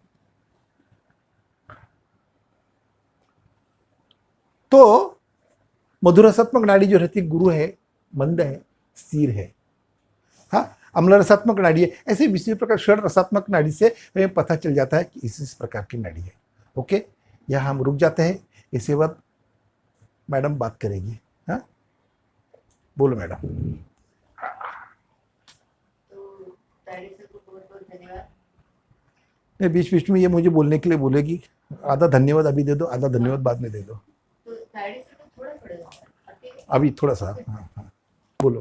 बीच बीच में आप लोग भी सर को ब्रेक देते रहिए, मैडम को ब्रेक देते रहिए, उनको उतना समय मिल जाता है उनकी वाणी को, और आपका प्रॉब्लम भी सॉल्व हो जाएगा। प्रश्न पूछेंगे और ये लगेगा कि इंटरेक्शन हो रहा है, तो कल मुंडी हिलते रहे नंदी बेल की तरफ, ठीक नहीं है। Very good afternoon to everyone. सबसे पहले तो मैं धन्यवाद कहना चाहूँगी महानगर आयुर्वेद सेवा संघ को और डॉक्टर विनोद मेहता सर को कि मुझे ये अपॉर्चुनिटी दी है कि यहाँ पर मैं मेरे जगह दी है, अपॉर्चुनिटी दी है कि मैं मेरे सारे गुरुजनों के सामने मैं मेरे मैंने बोला इस मेरा नाम भी नहीं लिया। और तारिक सर सर ये तो अंडरस्टूड है। अंडरस्टूड नहीं, लेकिन बोलना चाहिए, इनको क्या तारिक सर मालूम। ने भी जगह दी है। हाँ, जो नहीं बराबर कि मैं मेरे दो शब्द मौका भी दिया। तो आज हम ये डिस्कस कर रहे हैं कि नाड़ी परीक्षण के ऊपर। तो नाड़ी परीक्षण ये मोस्टली हमारा एक इंटरैक्टिव सेशन है ना, जैसे सर ने अभी कहा, जैसे हमने स्टार्टिंग से देखा कि नाड़ी परीक्षण का वर्णन हमें बहुत सारे ग्रंथों में मिलता है, बट सबसे फर्स्ट हमें नाड़ी परीक्षण मिलता है शारंगर संहिता में। तो जैसे हम रोग परीक्षा करते हैं और रोगी परीक्षा करते हैं, तो रोग परीक्षा में हम क्या देखते हैं कि हर बार जब हम रोग परीक्षा कर रहे हैं तब हमें निदान पंचक करना है, निदान, पूर्व रूप, रूप, उपक्षय, संप्राप्ति। जैसे हम रोग का पैथोजेनेसिस देख रहे हैं, संप्राप्ति देख रहे हैं, वैसे ही हमें रोग की परीक्षा भी उतनी ही इम्पोर्टेंट है। और आयुर्वेद में जैसे हम देखते हैं कि सीक्वेंस बताया गया है कि पहले, जब सबसे पहले जिसका वर्णन किया है वही सबसे ज्यादा महत्वपूर्ण होता है। तो शारंगर संहिता में हम सबसे पहले देखते हैं कि नाड़ी परीक्षण का है, तो नाड़ी परीक्षण का ही हम और यहाँ पर डिटेल्ड वर्णन देखते हैं। तो हम एक जस्ट रिविजन कर लेंगे कि हमने आज सुबह से हमने क्या क्या देखा है। फर्स्ट हमने क्या देखा है कि नाड़ी परीक्षण हम कब कर रहे हैं। नाड़ी परीक्षण कब कर रहे हैं? हम प्रातः काल नाड़ी परीक्षण कर रहे हैं। आइडियली नाड़ी परीक्षण करना चाहिए फ्रॉम 6 AM to 10 AM। तो ये काल भी हम क्यों कर रहे हैं, देख रहे हैं, बिकॉज तब हम प्राकृत नाड़ी देख रहे हैं। So now there is a difference between प्राकृत नाड़ी एंड विकृत नाड़ी। सो प्राकृत नाड़ी किसे हम कहेंगे? जिसमें कोई भी शारीरिक दोष और मानस दोष अफेक्टेड नहीं है, तो उसे हम प्राकृत नाड़ी कहेंगे। और अभी एट प्रेजेंट हम जितने भी यहाँ पर प्रेजेंट है, भले ही हम शारीरिक दोष से नहीं अफेक्टेड हो, बट कहीं ना कहीं रज और तम यहाँ पे अफेक्टेड है। तो हम कह सकते हैं मोस्टली जितने भी नाड़ी हम देखते हैं आजकल वो सारे विकृत नाड़ी देख रहे हैं। Okay, so there is a difference between प्राकृत नाड़ी एंड विकृत नाड़ी। फॉर एग्जाम्पल हमने अभी बहुत सारा प्रकृति परीक्षण भी किया था, तो वो प्रकृति और विकृति, इसमें भी दोनों में क्या डिफरेंस है ये हमें समझना बहुत जरूरी है। जो हम प्रकृति देख रहे हैं वो क्या है कि हमारे बाय बर्थ, जैसे ही हम जन्म ले रहे हैं तब से हमारी प्रकृति क्या है, और उसके बाद से एट प्रेजेंट कोई सीजनल चेंजेस, कोई डिजीज चेंजेस उसमें कोई हो रहे हैं क्या, तो वो हमारी विकृति है। तो ये एक चीज हमें क्लियर रखना चाहिए कि प्राकृत नाड़ी क्या है एंड विकृत नाड़ी क्या है, राइट। सेकेंड हम देखते हैं कि हमें ये नाड़ी परीक्षण कब करनी है। तो नाड़ी परीक्षण हम तब करते हैं जब मोस्टली हम निराम अवस्था में रहते हैं। फॉर एग्जाम्पल हम भोजन पूर्व, मलमूत्र पश्चात के बाद, हम मलमूत्र विसर्जन करने के बाद हम नाड़ी परीक्षण करते हैं। सो that is mostly between 6 AM to 10 AM। तो तब हम नाड़ी परीक्षण करते हैं। नेक्स्ट हम देखते हैं कि हमने नाड़ी परीक्षण कहाँ करनी चाहिए। तो हमें बहुत सारे वर्णन मिलते हैं कि हमें रेडियल आर्टरी में नाड़ी परीक्षण करना है, मणिबंध संधि के नीचे। बहुत रेफरेंसेस ऐसे भी है कि एक अंगुली छोड़कर फिर हमें नाड़ी परीक्षण करना है। और हमें रेफरेंसेस मिलते हैं दैट हमें 3 फिंगर्स यूज करने हैं, index finger, middle finger and ring finger. बहुत सारे संहिताओं में ऐसे भी वर्णन है कि हम सिर्फ एक ही फिंगर पर वात, पित्त, कफ ऐसे पल्सेशंस देखते हैं। बट हम यहाँ पर क्या देख रहे हैं, according to Sharangdhar Samhita we are seeing that there is वात नाड़ी, पित्त नाड़ी एंड कफ नाड़ी। ओके, सो ये हम देख रहे हैं इन आर रेडियल आर्टरी। नेक्स्ट हम देखते हैं कि मेल्स में और फीमेल्स में हमें कौन से हाथ में नाड़ी परीक्षण करनी चाहिए। तो आपने कहीं सुना है मेल्स में कौन से हाथ में नाड़ी परीक्षण करनी है? Right hand, right. In males we are seeing the right hand, in female हम लेफ्ट हैंड नहीं करें। तो ये डिस्टिंग्विश क्यों किया गया है? बिकॉज ऑफ द सूर्य नाड़ी एंड चंद्र नाड़ी प्रभाव। सो सूर्य नाड़ी पर हम क्या देखते हैं कि दक्षिण हस्त में, और चंद्र नाड़ी हम देखते हैं वो वाम हस्त में, राइट। सो ऐसे ही हम मेल और फीमेल में डिफरेंट नाड़ी परीक्षण करते हैं। लास्ट हम देखते हैं कि नाड़ी परीक्षण हमें कैसे करनी चाहिए। जैसे सर ने भी कहा कि रुग्ण और वैद्य दोनों की मन अवस्था स्थिर होनी चाहिए। फॉर एग्जाम्पल हम सभी पीजी स्टूडेंट्स, इंटर्न्स हैं यहाँ पे, हम क्या कर रहे हैं कि हमें राउंड्स लेने रहते हैं वार्ड के, तो एक ही साथ सबके 72 पर मिनट सबके पल्स रेट सेम है, बट हमें ऐसे नाड़ी परीक्षण करनी है क्या? तो नहीं। हम एज एन आयुर्वेद कंसल्टेंट्स हमें कैसे नाड़ी परीक्षण करनी चाहिए दैट हम भी स्थिर अवस्था में हो, जो हमारे रुग्ण है वो भी स्थिर मन अवस्था में हो।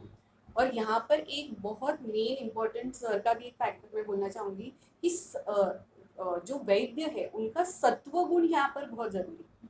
अगर आपका सत्व गुण उत्तम नहीं है और आप ही अगर रज और तम गुण से विकृत हो, तो फिर वो आपको नाड़ी परीक्षण वहाँ पर मोस्टली बोलते हैं क्लोज टू एक्यूरेट नहीं हो सकती।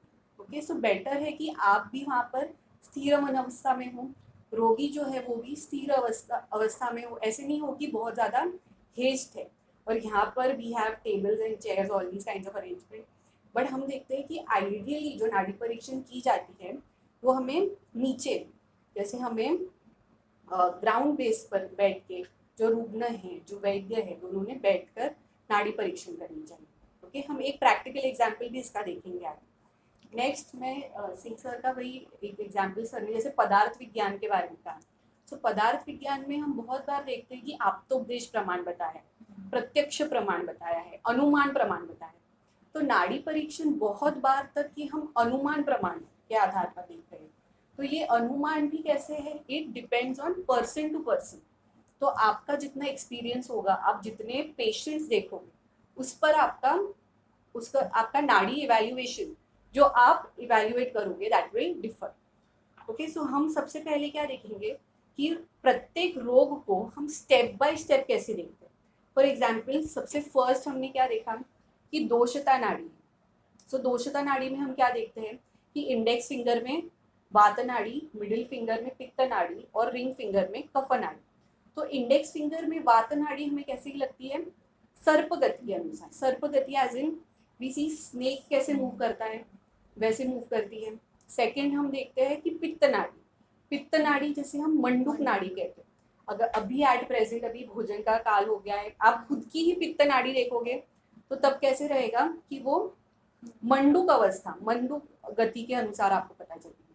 और लास्ट हम कहते हैं कि कफ नाड़ी। कफ नाड़ी कैसे होगी, हंस गति के अनुसार। हंस गति जैसे एक स्वैन कैसे स्विफ्टली मूव करता है, वैसे आपको वो नाड़ी कफगत नाड़ी में पता चलेगी। नेक्स्ट हम देखते हैं कि धातु नाड़ी, पंचात्मक दोष नाड़ी। जैसे हमने अभी दोष नाड़ी देखी, दोष नाड़ी के बाद भी हमने पंचात्मक दोष नाड़ी देखी। तो वात नाड़ी, पित्त नाड़ी एंड कफ नाड़ी। वात नाड़ी में हम क्या देखते हैं कि प्राणवायु। तो यहाँ पर हम इंडेक्स फिंगर के ही फर्स्ट पार्ट में प्राणवायु देख रहे हैं। फिर हम क्या देख रहे हैं, उदान वायु। देन वी आर सीइंग समान वायु, अपान वायु एंड व्यान वायु। So why we are seeing this placement also, जैसे शरीर में हम यहाँ इसके स्थान देख रहे हैं, वात का स्थान देख रहे हैं। सबसे फर्स्ट, सबसे ऊपर हमने क्या देखा है, प्राणवायु। So in the first part we are seeing प्राणवायु, देन वी आर सीइंग उदान वायु, फिर समान वायु और अपान वायु। और व्यान वायु का ही वर्णन हम क्या देख रहे हैं कि सर्व शरीर में देख रहे हैं, इसलिए हमें एंटायर इंडेक्स फिंगर में वो pulsation. Similarly we are seeing 5 types of पित्त एंड 5 टाइप्स ऑफ कफ। ऐसे ही आगे हम धातु नाड़ी देखते हैं। तो धातु नाड़ी का वर्णन हमने देखते हुए देखा कि हम रस, रक्त, मांस, मेद, अस्थि, मज्जा, शुक्र ऐसे देख रहे हैं। तो रस का ही हम आश्रय भाव कैसे देखते हैं, रस का आश्रय भाव किसमें है, कफ के साथ। तो हमें mild pulsation in middle finger and majorly in ring finger, ये हमें मिलता है। नेक्स्ट हम रक्त देख रहे हैं। तो रक्त भी हमें कहाँ मिलता है, इन पित्त स्थान। So that is in the middle finger. रस, रक्त, मांस हमें मेजॉरिटी किसमें मिल रहा है, इन रिंग फिंगर। मेद we feel in all the fingers. Okay, अस्थि अगेन वी हैव वात, आश्रय भाव is vata. Majja and shukra is again deep seated, so that is why we feel it in all the 3 fingers, that is index finger, middle finger and ring finger. Next we are seeing about अव्यय नाड़ी. So every patient, आज हम जो भी workshop attend कर रहे हैं उसका मेन उद्देश्य क्या है कि हम as an Ayurveda consultant any patient who is coming to us, उसका एटलीस्ट नाड़ी परीक्षण तो करें। Because we have many general physicians, we have many general practitioners, we always get the medicine list, but हमारा उद्देश्य क्या है कि जो भी पेशेंट हमारे पास आ रहा है उसका हमें नाड़ी परीक्षण करना ही है, at least for our satisfaction, at least starting from day 1। If we are starting today, we must know कि इसकी नाड़ी वात, पित्त, कफ नाड़ी तो हम देख सकते हैं। ओके, पंचात्मक दोष नाड़ी ऑल्सो वी कैन सी, धातु नाड़ी ऑल्सो वी कैन सी।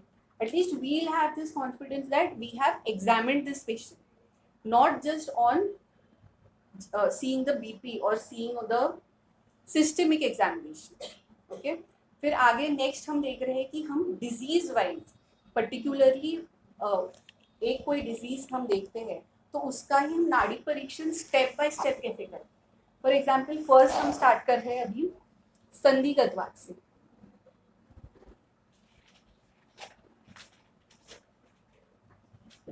संधिगत वात का ही वर्णन हमें चरक चिकित्सा स्थान में मिलता है, जैसे वात पूर्ण द्रुति स्पर्श शोथ संधिगते अनिले प्रसारण आकुंचनयो प्रवृत्तिश्च संवेदना एंड हंति संधिगत संधि शूल शोको करोति च। यहाँ पर संधि हंति संधिगत दिख रहा है। हंति संधिगत क्या है कि जैसे हमारे जो सारे जॉइंट पेन्स है उन संधियों का हनन हो रहा है, फॉर एग्जाम्पल डीजेनरेटिव चेंजेस। तो इसमें हम नाड़ी परीक्षण कैसे देखेंगे। फॉर एग्जाम्पल दोषता नाड़ी, दोषता नाड़ी सबसे पहले हम क्या देखते हैं कि वात दोष प्रधान है। पंचात्मक नाड़ी में हम व्यान वायु देख रहे हैं। व्यान वायु की भी नाड़ी की गति हमें कैसे दिखती है, विकृति रचनात्मक एंड क्रियात्मक। There is structural deformity and there is functional deformity. उसमें गुणता रुक्ष गुण वृद्धि है। कर्मता आकुंचन एंड प्रसारण प्रवृत्तिश्च वेदना। There is difficulty in flexion and extension, यहाँ पर हमें दिख रहा है। गति स्वरूप फिर अगेन हम we are see that is सर्प गति, लघु रुक्ष खर परुष सूक्ष्म कठिन। अब ये स्पेसिफिक नाड़ी के भी कौन से गुण हमें दिखाई दे रहे हैं। फॉर एग्जाम्पल नाड़ी जो है वो लघु है, रुक्ष है, खर है, तो ये स्पर्श पर से या differentiating between the two patients ये आपको पता चलेगा। नेक्स्ट हम देख रहे हैं कफ दोष। कफ दोष इज अगेन श्लेषक कफ की विकृति होती है। हंस गति जो गुरु मंद और शीत है। नेक्स्ट धातु नाड़ी हम देखते हैं, तो धातु नाड़ी रस धातु में जो हमें mild middle finger and ring finger में मिल रही है। अस्थि धातु that is index finger is विकृति एंड मज्जा धातु that is index middle and ring finger. यहाँ पर विकृति ही हमें क्या दिखती है कि लघु द्रुत सूक्ष्म सूत्रवत और कठिन नाड़ी। तो सूत्रवत और कठिन नाड़ी क्या है, जैसे नॉर्मल थ्रेड लाइक मोशन जो है या मूवमेंट जो है वो हमें पता चलती है। अस्थि धातु लघु रुक्ष खर परुष, यहाँ पर हम देख सकते हैं कि धातु क्षयजन्य वात प्रकोप है, इसलिए हमें लघु रुक्ष खर ये नाड़ी दिखाई देती है। और मज्जा धातु में लघु रुक्ष सूक्ष्म सूत्रवत। यहाँ पर अव्यय नाड़ी जब हम देखते हैं तब वहाँ पर कोई भी स्ट्रक्चरल इन्वॉल्वमेंट नहीं है या कोई भी ऑर्गन का इन्वॉल्वमेंट नहीं है, तो अव्यय नाड़ी में हमें कोई विकृति नहीं दिखती। And last when we do the pulse evaluation we see that doshita nadi is vata nadi, पंचात्मक नाड़ी इज व्यान वायु नाड़ी एंड धातु नाड़ी इज अस्थि मज्जा धातु नाड़ी। तो इससे हम डायग्नोज कर सकते हैं कि ये संधिगत वात की नाड़ी।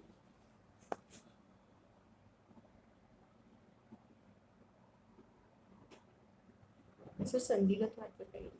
इसमें एक बात है, मैडम ने जो बताया है अभी कि अस्थि धातु में मज्जा धातु में जो है, तो हमें जब हम चिकित्सा करते हैं तो चिकित्सा करते समय में क्या करना चाहिए।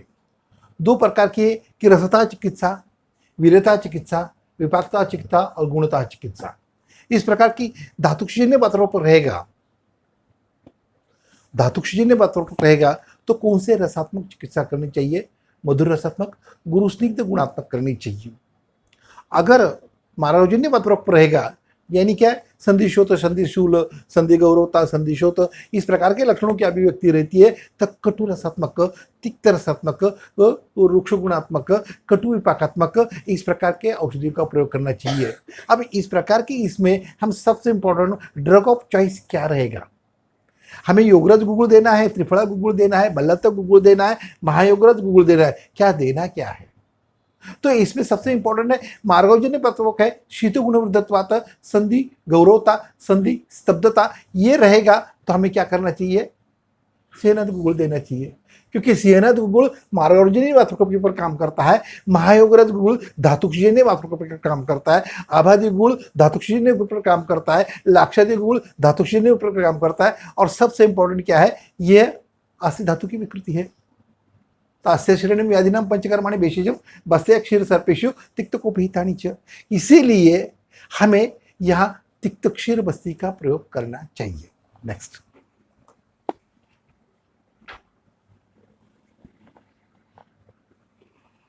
नेक्स्ट हम देखते हैं आमवात का वर्णन हमने मातक निदान में देखा है कि वायु नाम प्रेरित याम श्लेष्मा स्थान प्रदाहती तेनार्थ विदग्ध रसो दमनी प्रतिपद्यते वात पित्त कफेर्भूयो दूषित सो अन्न जुड़स। तो यहाँ पर हम क्या देख रहे हैं, वात पित्त और कफ तीनों की दुष्टि का वर्णन यहाँ पर किया है, बट मुख्यतः यहाँ पर क्या है, वात और कफ की दुष्टि है।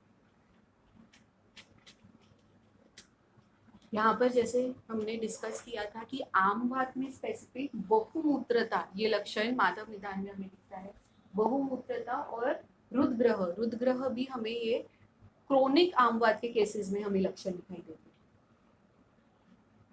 यहाँ पर दोषता नाड़ी ही हमें क्या दिखेगी, वात पित्त कफ। वात यहाँ पर आमवात में पाचक पित्त जैसे डाइजेशन सिस्टम रिलेटेड ही हमें सिम्टम्स दिखाई देते हैं। आमजन्य अनाह के भी कुछ लक्षण हमें यहाँ पर दिखाई देते हैं। तो यहाँ पर हम दोषता नाड़ी देखते हैं तब क्या दिख रहा है हमें, वात नाड़ी, पित्त नाड़ी, कफ नाड़ी। वात नाड़ी जो सर्प गति है, पित्त नाड़ी जो मंद साम नाड़ी और मंडूक गति है। तो यहाँ पर हमें पित्त नाड़ी में स्पेसिफिकली आमता, आमजन्य जो लक्षण है सारे, स्त्रोतरोध, बलभ्रंश, गौरवता, अनलिमूढ़ता, ये सारे लक्षण भी हमें स्पेसिफिक पित्त में दिखाई देते हैं। कफ नाड़ी में हमें मंद, स्थिर, गुरु और हंस गति दिखाई देता है। पंचात्मक नाड़ी में हमें व्यान वायु विकृति, कर्मताशय जो मंद कठिन है, जो व्यान वायु दुष्टि इसलिए क्योंकि सर्व शरीर जो हमारे जॉइंट्स है वो इन्वॉल्व है। समान वायु कर्मताशय इसलिए क्योंकि यहाँ पर हम डाइजेशन रिलेटेड इश्यूज हम कह रहे हैं। मंद, गुरु, स्थिर, गुणता विकृति, कर्मताशय। और अपान नाड़ी में विकृति हमें दिखती है मंद, शीत, साम नाड़ी, दैट इज आमजन्यनाह। आमजन्यनाह हमें वो दिखता है जो आम के कारण हम जो कॉन्स्टिपेशन के सारे लक्षण दिखते हैं वो सारे हमें आमवात में दिखाई देते हैं। पित्तज नाड़ी में पाचक पित्त दुष्टि है जो मंद, गुरु, स्निग्ध, साम नाड़ी और कर्मताशय दिखाई देता है। एंड क्लेदक कफ जो गुरु, मंद, स्थिर और हंस गति। धातु नाड़ी में हमें दिखता है दैट रस धातु, रक्त धातु, मांस धातु एंड अस्थि धातु दुष्टि है। इन अव्यय नाड़ी में भी हम क्या देखते हैं कि पाचक पित्त का इन्वॉल्वमेंट होने के कारण यहाँ पर स्मॉल इंटेस्टाइन, आमाशय और वृक्क या किडनी का इन्वॉल्वमेंट तब है जब हम बहुमूत्रता ये लक्षण इन क्रोनिक केसेस जब देखते हैं। इन डीप लेवल ऑल्सो हम जब देख रहे हैं तब स्मॉल इंटेस्टाइन, आमाशय एंड लंग्स इनका इन्वॉल्वमेंट।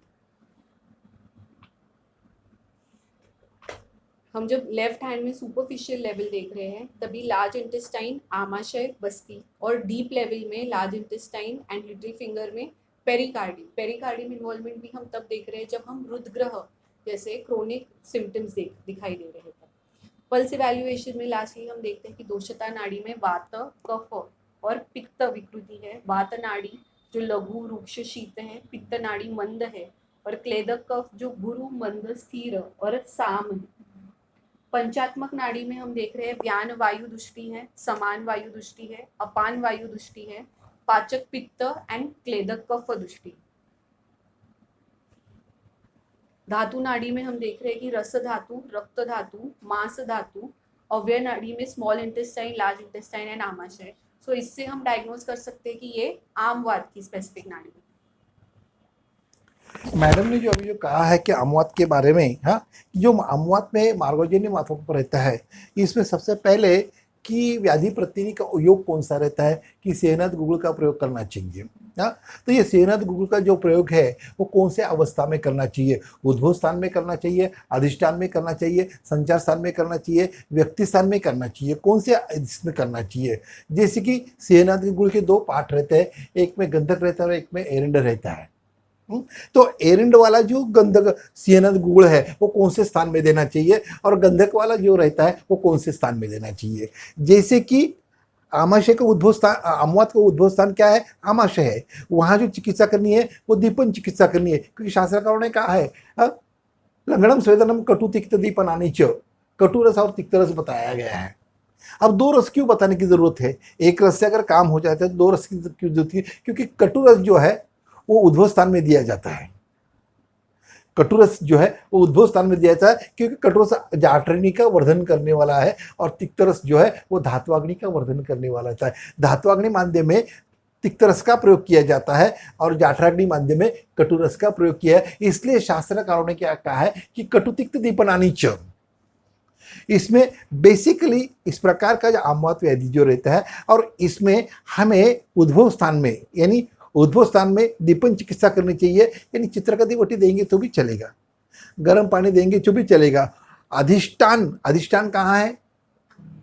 अधिष्ठान क्या है? त्रिक स्थानम प्रधावती, त्रिक सैक्रोलिक जॉइंट जो है वहाँ पेन होता है, सुबह उठने के बाद पेन ज़्यादा हो जाता है आमवात में। और उस स्थान में जब हम चिकित्सा करते हैं वो क्या करते हैं कि वहाँ जो आम है उस आम का पाचन करने के लिए, वहाँ के मल को निकालने के लिए, वहाँ का शोथ कम करने के लिए हमें सियनाथ गुगुड़ जयपाल युक्त या एरंडुक्त देना चाहिए। लेकिन संचार स्थान जब रहेगा, संचार स्थान क्या है?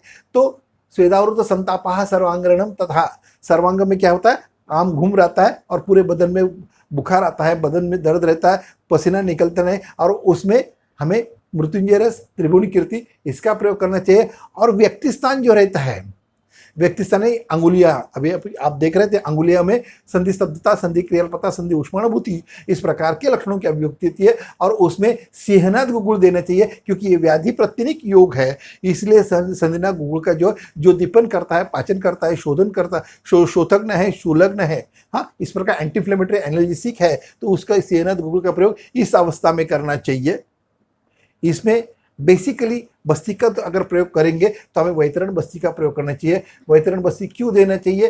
क्योंकि ये जो रोग जो है वो कोष्ठ से निकलकर शाखाओं में चला जाता है। क्यों जाता है? व्यायामात उष्मणात तैष्णात अहिताउच्चरणात कोष्ठ शाखा मलाम यान्ति द्रुतत्व मारुतस्य, इस प्रकार के निदान सेवा के कारण जो दोष जो है कोष्ठ से निकल के शाखाओं में जब उसको हमें लाना है, कोष्ठ जब शाखाओं में लाता है तो वृद्ध विषंदनाथ पाकात सुतमुख क्षुद्रनाथ शाखा मुक्त मलमयंती वायोश्च निग्रहात, इस सूत्र के अंतर्गत हमें वैतरण बस्ती का प्रयोग करना चाहिए। ओके,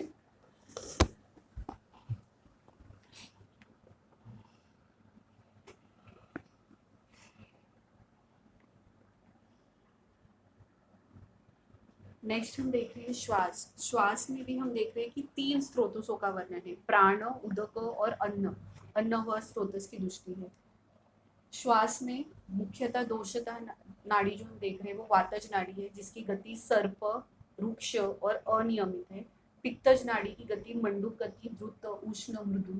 कफज नाड़ी हंसगत नाड़ी है जो मृदु मंद है। पंचात्मक नाड़ी में हम देखते हैं कि व्यान वायु, प्राण वायु, उदान वायु, समान वायु और अपान वायु की दृष्टि है। कफज नाड़ी में हम देख रहे हैं तर्पक कफ, बोधक कफ, यहाँ पे विकृति है, क्लेदक कफ, अवलंबक कफ और श्लेषक कफ। पित्तज नाड़ी में हम देखते हैं आलोचक और भ्राजक पित्त में कोई लक्षण नहीं दिखाई देते हैं, पाचक पित्त में लक्षण दिखाई देते हैं, साधक पित्त और रंजक पित्त। धातु नाड़ी में हम देख रहे हैं कि रस धातु विकृति है, रक्त धातु विकृति है। अवयव नाड़ी में भी हम देख रहे हैं कि सुपरफिशियल में कॉन्फ्रेंस मध्ये नंतर बोलतो, हमें कॉन्फ्रेंस मध्ये सुपरफिशियल लेवल में बृहत अंत्र नंतर बोलतो। नाड़ी इवैल्यूएशन जब हम कर रहे हैं तब हम देख रहे हैं कि दोषता नाड़ी में वातज, पित्तज, कफज नाड़ी।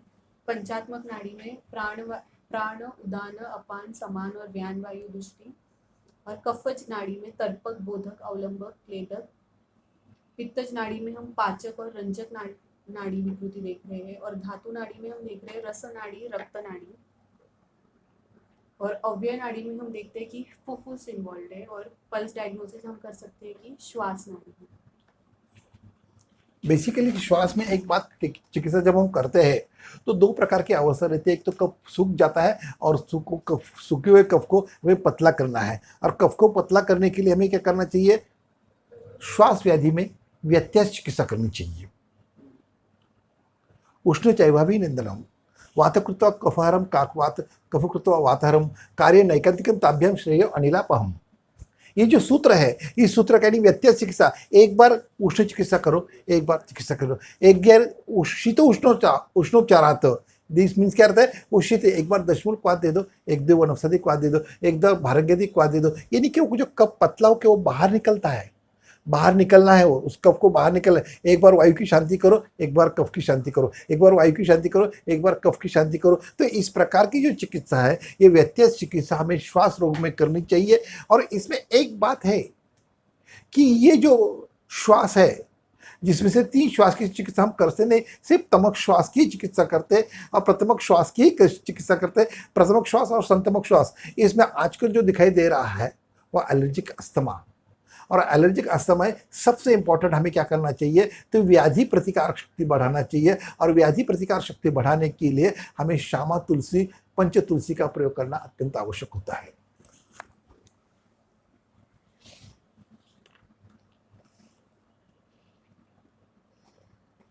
नेक्स्ट हम देखते हैं कॉन्स्टिपेशन या अनाह। तो अनाह हम 2 प्रकार के देख रहे हैं, जैसे आमजन्य अनाह और पुरुषजन्य अनाह। आमजन्य अनाह के लक्षण हमने सिमिलर आम वात में देखा था। यहाँ पर हम पुरुषजन्य अनाह के लक्षण देख रहे हैं, जो दोषता, वात, सर्प गति, पंचात्मक दोष, अपान वायु दृष्टि, धातु नाड़ी, रस धातु दृष्टि, अव्यय नाड़ी। यहाँ पर हम देख रहे हैं कि स्मॉल इंटेस्टाइन, और डीप लेवल में हम देख रहे हैं कि स्टमक इन्वॉल्वमेंट है। तो यहाँ पल्स इवैल्यूएशन हम देखते हैं कि दोषता नाड़ी, वात दोष प्राधान्य, पंचात्मक नाड़ी, अपान वायु प्राधान्य, धातु नाड़ी, रस दृष्टि, एंड अव्यय नाड़ी, लघु आंत्र, बृहद आंत्र, functional and structural deformity is scene.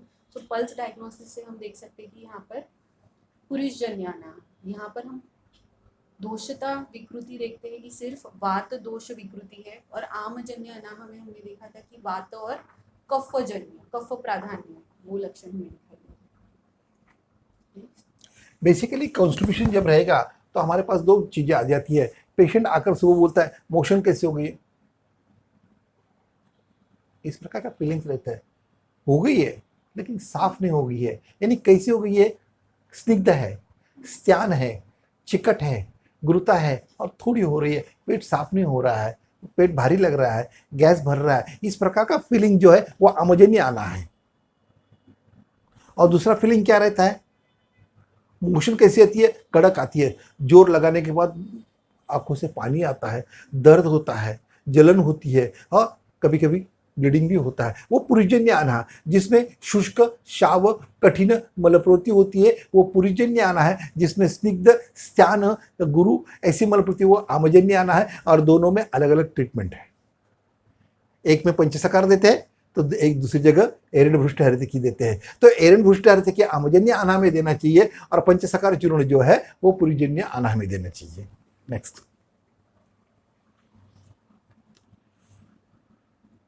हम देख रहे हैं अर्श। अर्श में भी दोषता नाड़ी, पित्त नाड़ी, कफज नाड़ी, वात नाड़ी, त्रिदोष विकृति हमें दिखाई देती है। पंचात्मक नाड़ी में अपान वायु, क्लेदक, कफ और पित्तज नाड़ी विकृति हमें दिखती है। धातु नाड़ी में रस धातु विकृति, रक्त धातु विकृति, मांस धातु विकृति। और अव्यय नाड़ी में again small intestine, liver involvement है। लेफ्ट हैंड में हम देख रहे हैं सुपरफिशियल लेवल में लार्ज इंटेस्टाइन, गुदा प्रदेश, एंड डीप लेवल में मिडिल फिंगर और स्टमक इन्वॉल्वमेंट है। पल्स इवैल्यूएशन जब हम कर रहे हैं, दोषता नाड़ी, वात, पित्त, कफज विकृति दिख रही है। पंचात्मक नाड़ी में हम देखते हैं कि अपान वायु, पाचक पित्त, क्लेदक कफ विकृति है। धातु नाड़ी में रस, रक्त, मांस धातु विकृति है। अव्यय में हम देख रहे हैं large intestine, small intestine, liver, आमाशय, गुद अव्यय। और इससे हम डायग्नोसिस कर सकते हैं कि ये अर्श है। बेसिकली अर्श में जो ट्रीटमेंट जो की जाती है वो लक्षण मूलक चिकित्सा की जाती है, व्याधि मूलक चिकित्सा की जाती है। लक्षण मूलक चिकित्सा यानी जो मलप्रवृत्ति जो कड़क हो रही है उसको हमें बाहर निकालना है और उसके कारण जो ब्लीडिंग ज़्यादा होता है उसको करना है, यानी पंचसकार देना चाहिए। और ब्लीडिंग जो ज़्यादा हो रहा है उसके लिए चंद्रकला रस, कहरवा पिष्टी और बोलबद्ध रस का प्रयोग करना चाहिए, ताकि तुरंत जो मोशन जो है, जो ब्लीडिंग हो रहा है वो कम होता है। बेसिकली ये सर्जिकल अपीयरेंस है। First degree no bleeding, second degree sometime bleeding और थर्ड डिग्री प्रोफ्यूज ब्लीडिंग। जो प्रोफ्यूज ब्लीडिंग होती है और एंटी हेमोस्टेटिक ड्रग से अगर रुकती नहीं है तो हमें क्या करना चाहिए, श्वास सूत्र करना चाहिए।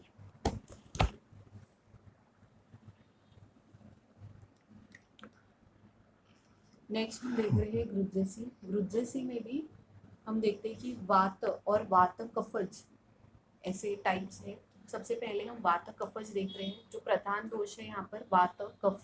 पंचात्मक दोष हम देख रहे हैं कि अपान वायु दृष्टि, व्यान वायु दृष्टि, और कफ में क्लेदक कफ दृष्टि। धातु नाड़ी में हम देख रहे हैं रस धातु, रक्त धातु, अस्थि धातु। अव्यय में हम देख रहे हैं इन राइट हैंड सुपरफिशियली बृहद आंत्र डिफॉर्मिटी और लेफ्ट हैंड सुपरफिशियली लघु आंत्र डिफॉर्मिटी। यहाँ पल्स एनालिसिस हम देख सकते हैं कि अपान वायु, व्यान वायु, श्लेषक कफ, क्लेदक कफ, रस धातु, रक्त धातु, अस्थि धातु, और डायग्नोसिस वात कफज ग्रुद्रसी। और यहाँ पर ही जब हम वातज ग्रुद्रसी देखते हैं तब हम देख रहे हैं कि वात प्रधान दोष विकृति है। पंचात्मक दोष में अपान वायु विकृति है, व्यान वायु विकृति है। धातु नाड़ी में भी रस, रक्त, अस्थि धातु विकृति है। एंड पल्स एनालिसिस जब हम कर रहे हैं तब हमें पता चलता है कि व्यान वायु, अपान वायु और अस्थि धातु विकृति होने के कारण ये वातज ग्रुद्रसी है। तो हम ऐसे डिफरेंशिएट कर सकते हैं कि वातज ग्रुद्रसी है या वात कफज ग्रुद्रसी है। वातज ग्रुद्रसी की जब हम देखते हैं कि उसमें स्ट्रक्चरल डिफॉर्मिटी रहती है, धातु क्षीण मात्रा को रहता है, L4, L5 और S1 के बीच में डिजेनरेटिव चेंजेस निर्माण होते हैं। बेसिकली स्पॉन्डिलोलिथिसिस की कंडीशन रहती है। जब स्पॉन्डिलोलिथिसिस की कंडीशन रहती है तो हमें ट्रैक्शन देना पड़ता है। स्पॉन्डिलोसिस की कंडीशन रहती है तो कटिबसी देना पड़ता है। जब फ्रैक्चर रहता है तो उसके लिए हमें आबादी गुगुल देना पड़ता है। लेकिन L4, L5 और S1 के बीच में जब डिफ्यूज बल्जिंग हो जाता है और उसमें से जो निकलने वाली जो साइटिका नोज जो है वो धीरे धीरे जाकर नीचे जाकर सूख जाती है, जिसके द्वारा चलने के बाद पेन हो जाता है। चलने के बाद पेन होना वातज ग्रुद्रसी, चलने के बाद पेन कम होना ये वात कफज ग्रुद्रसी।